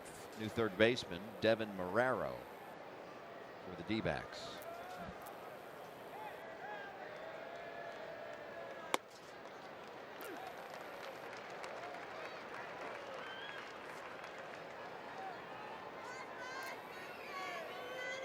Votto 1 for 4, singled back in the fifth, scored a run.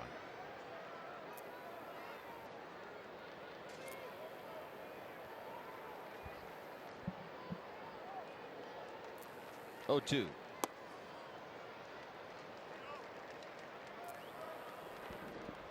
This is where we usually see the pitcher get ahead of Votto 0-2 and then begin to nibble around, and 2 pitches from now we're a 3-2 count. 0-2 to 3-2 is, you could say that's Votto's middle name, but not this time. Nope. Back to the pitcher, 1 out. But you're right. There are so many times it is no balls and 2 strikes. You look up and it's 3 and 2. Of course, it could be the bottom's not ready to hit until he gets 2 strikes on him either. He's been more aggressive this season. Yes, he has. We've seen this Reds team be, we talked about it in Denver, very aggressive on the first pitch of an at-bat. And have a high team batting average in that situation as well, including this guy right here. No one's been better on the first pitch than Scooter. And continues his hot ways, 2 for 4 here today.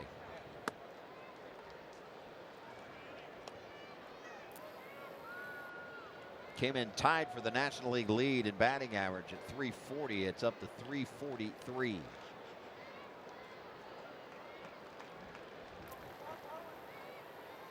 was tied with Nick Markakis, I believe. And here's another hit. Oh, my. He is unreal right now. And he's been doing it numerous ways. Pulling the ball there, home run balls, gap jobs. We've seen him slice the ball the other way. Bloopers. I mean, it has been a hodgepodge of hits. And he fills up the hit chart. Yeah. I mean, they're all in different directions, right. too. It was very interesting the way he had, what, a 5-hit day the other day in Denver, and they were all over the ballpark. That's why you don't see the shift on Scooter. 16 hits now for the Reds.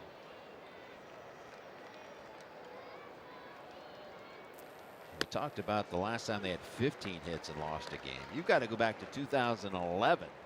The last time they had 16 hits and lost a game. At Atlanta.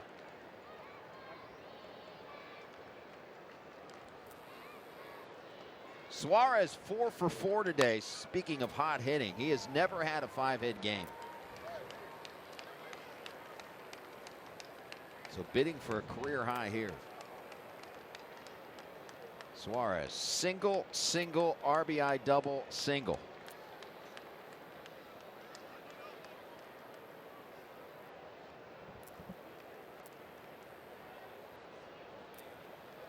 Trying to follow in the footsteps of Scooter Gennett. That 5-hit game in Denver.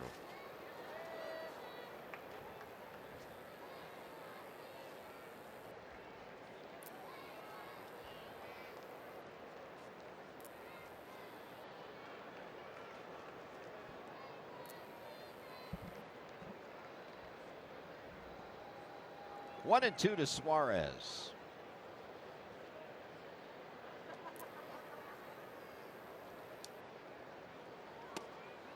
Two and 2.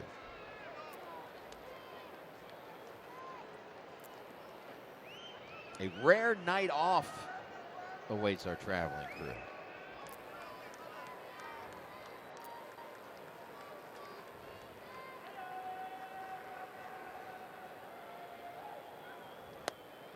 Full count.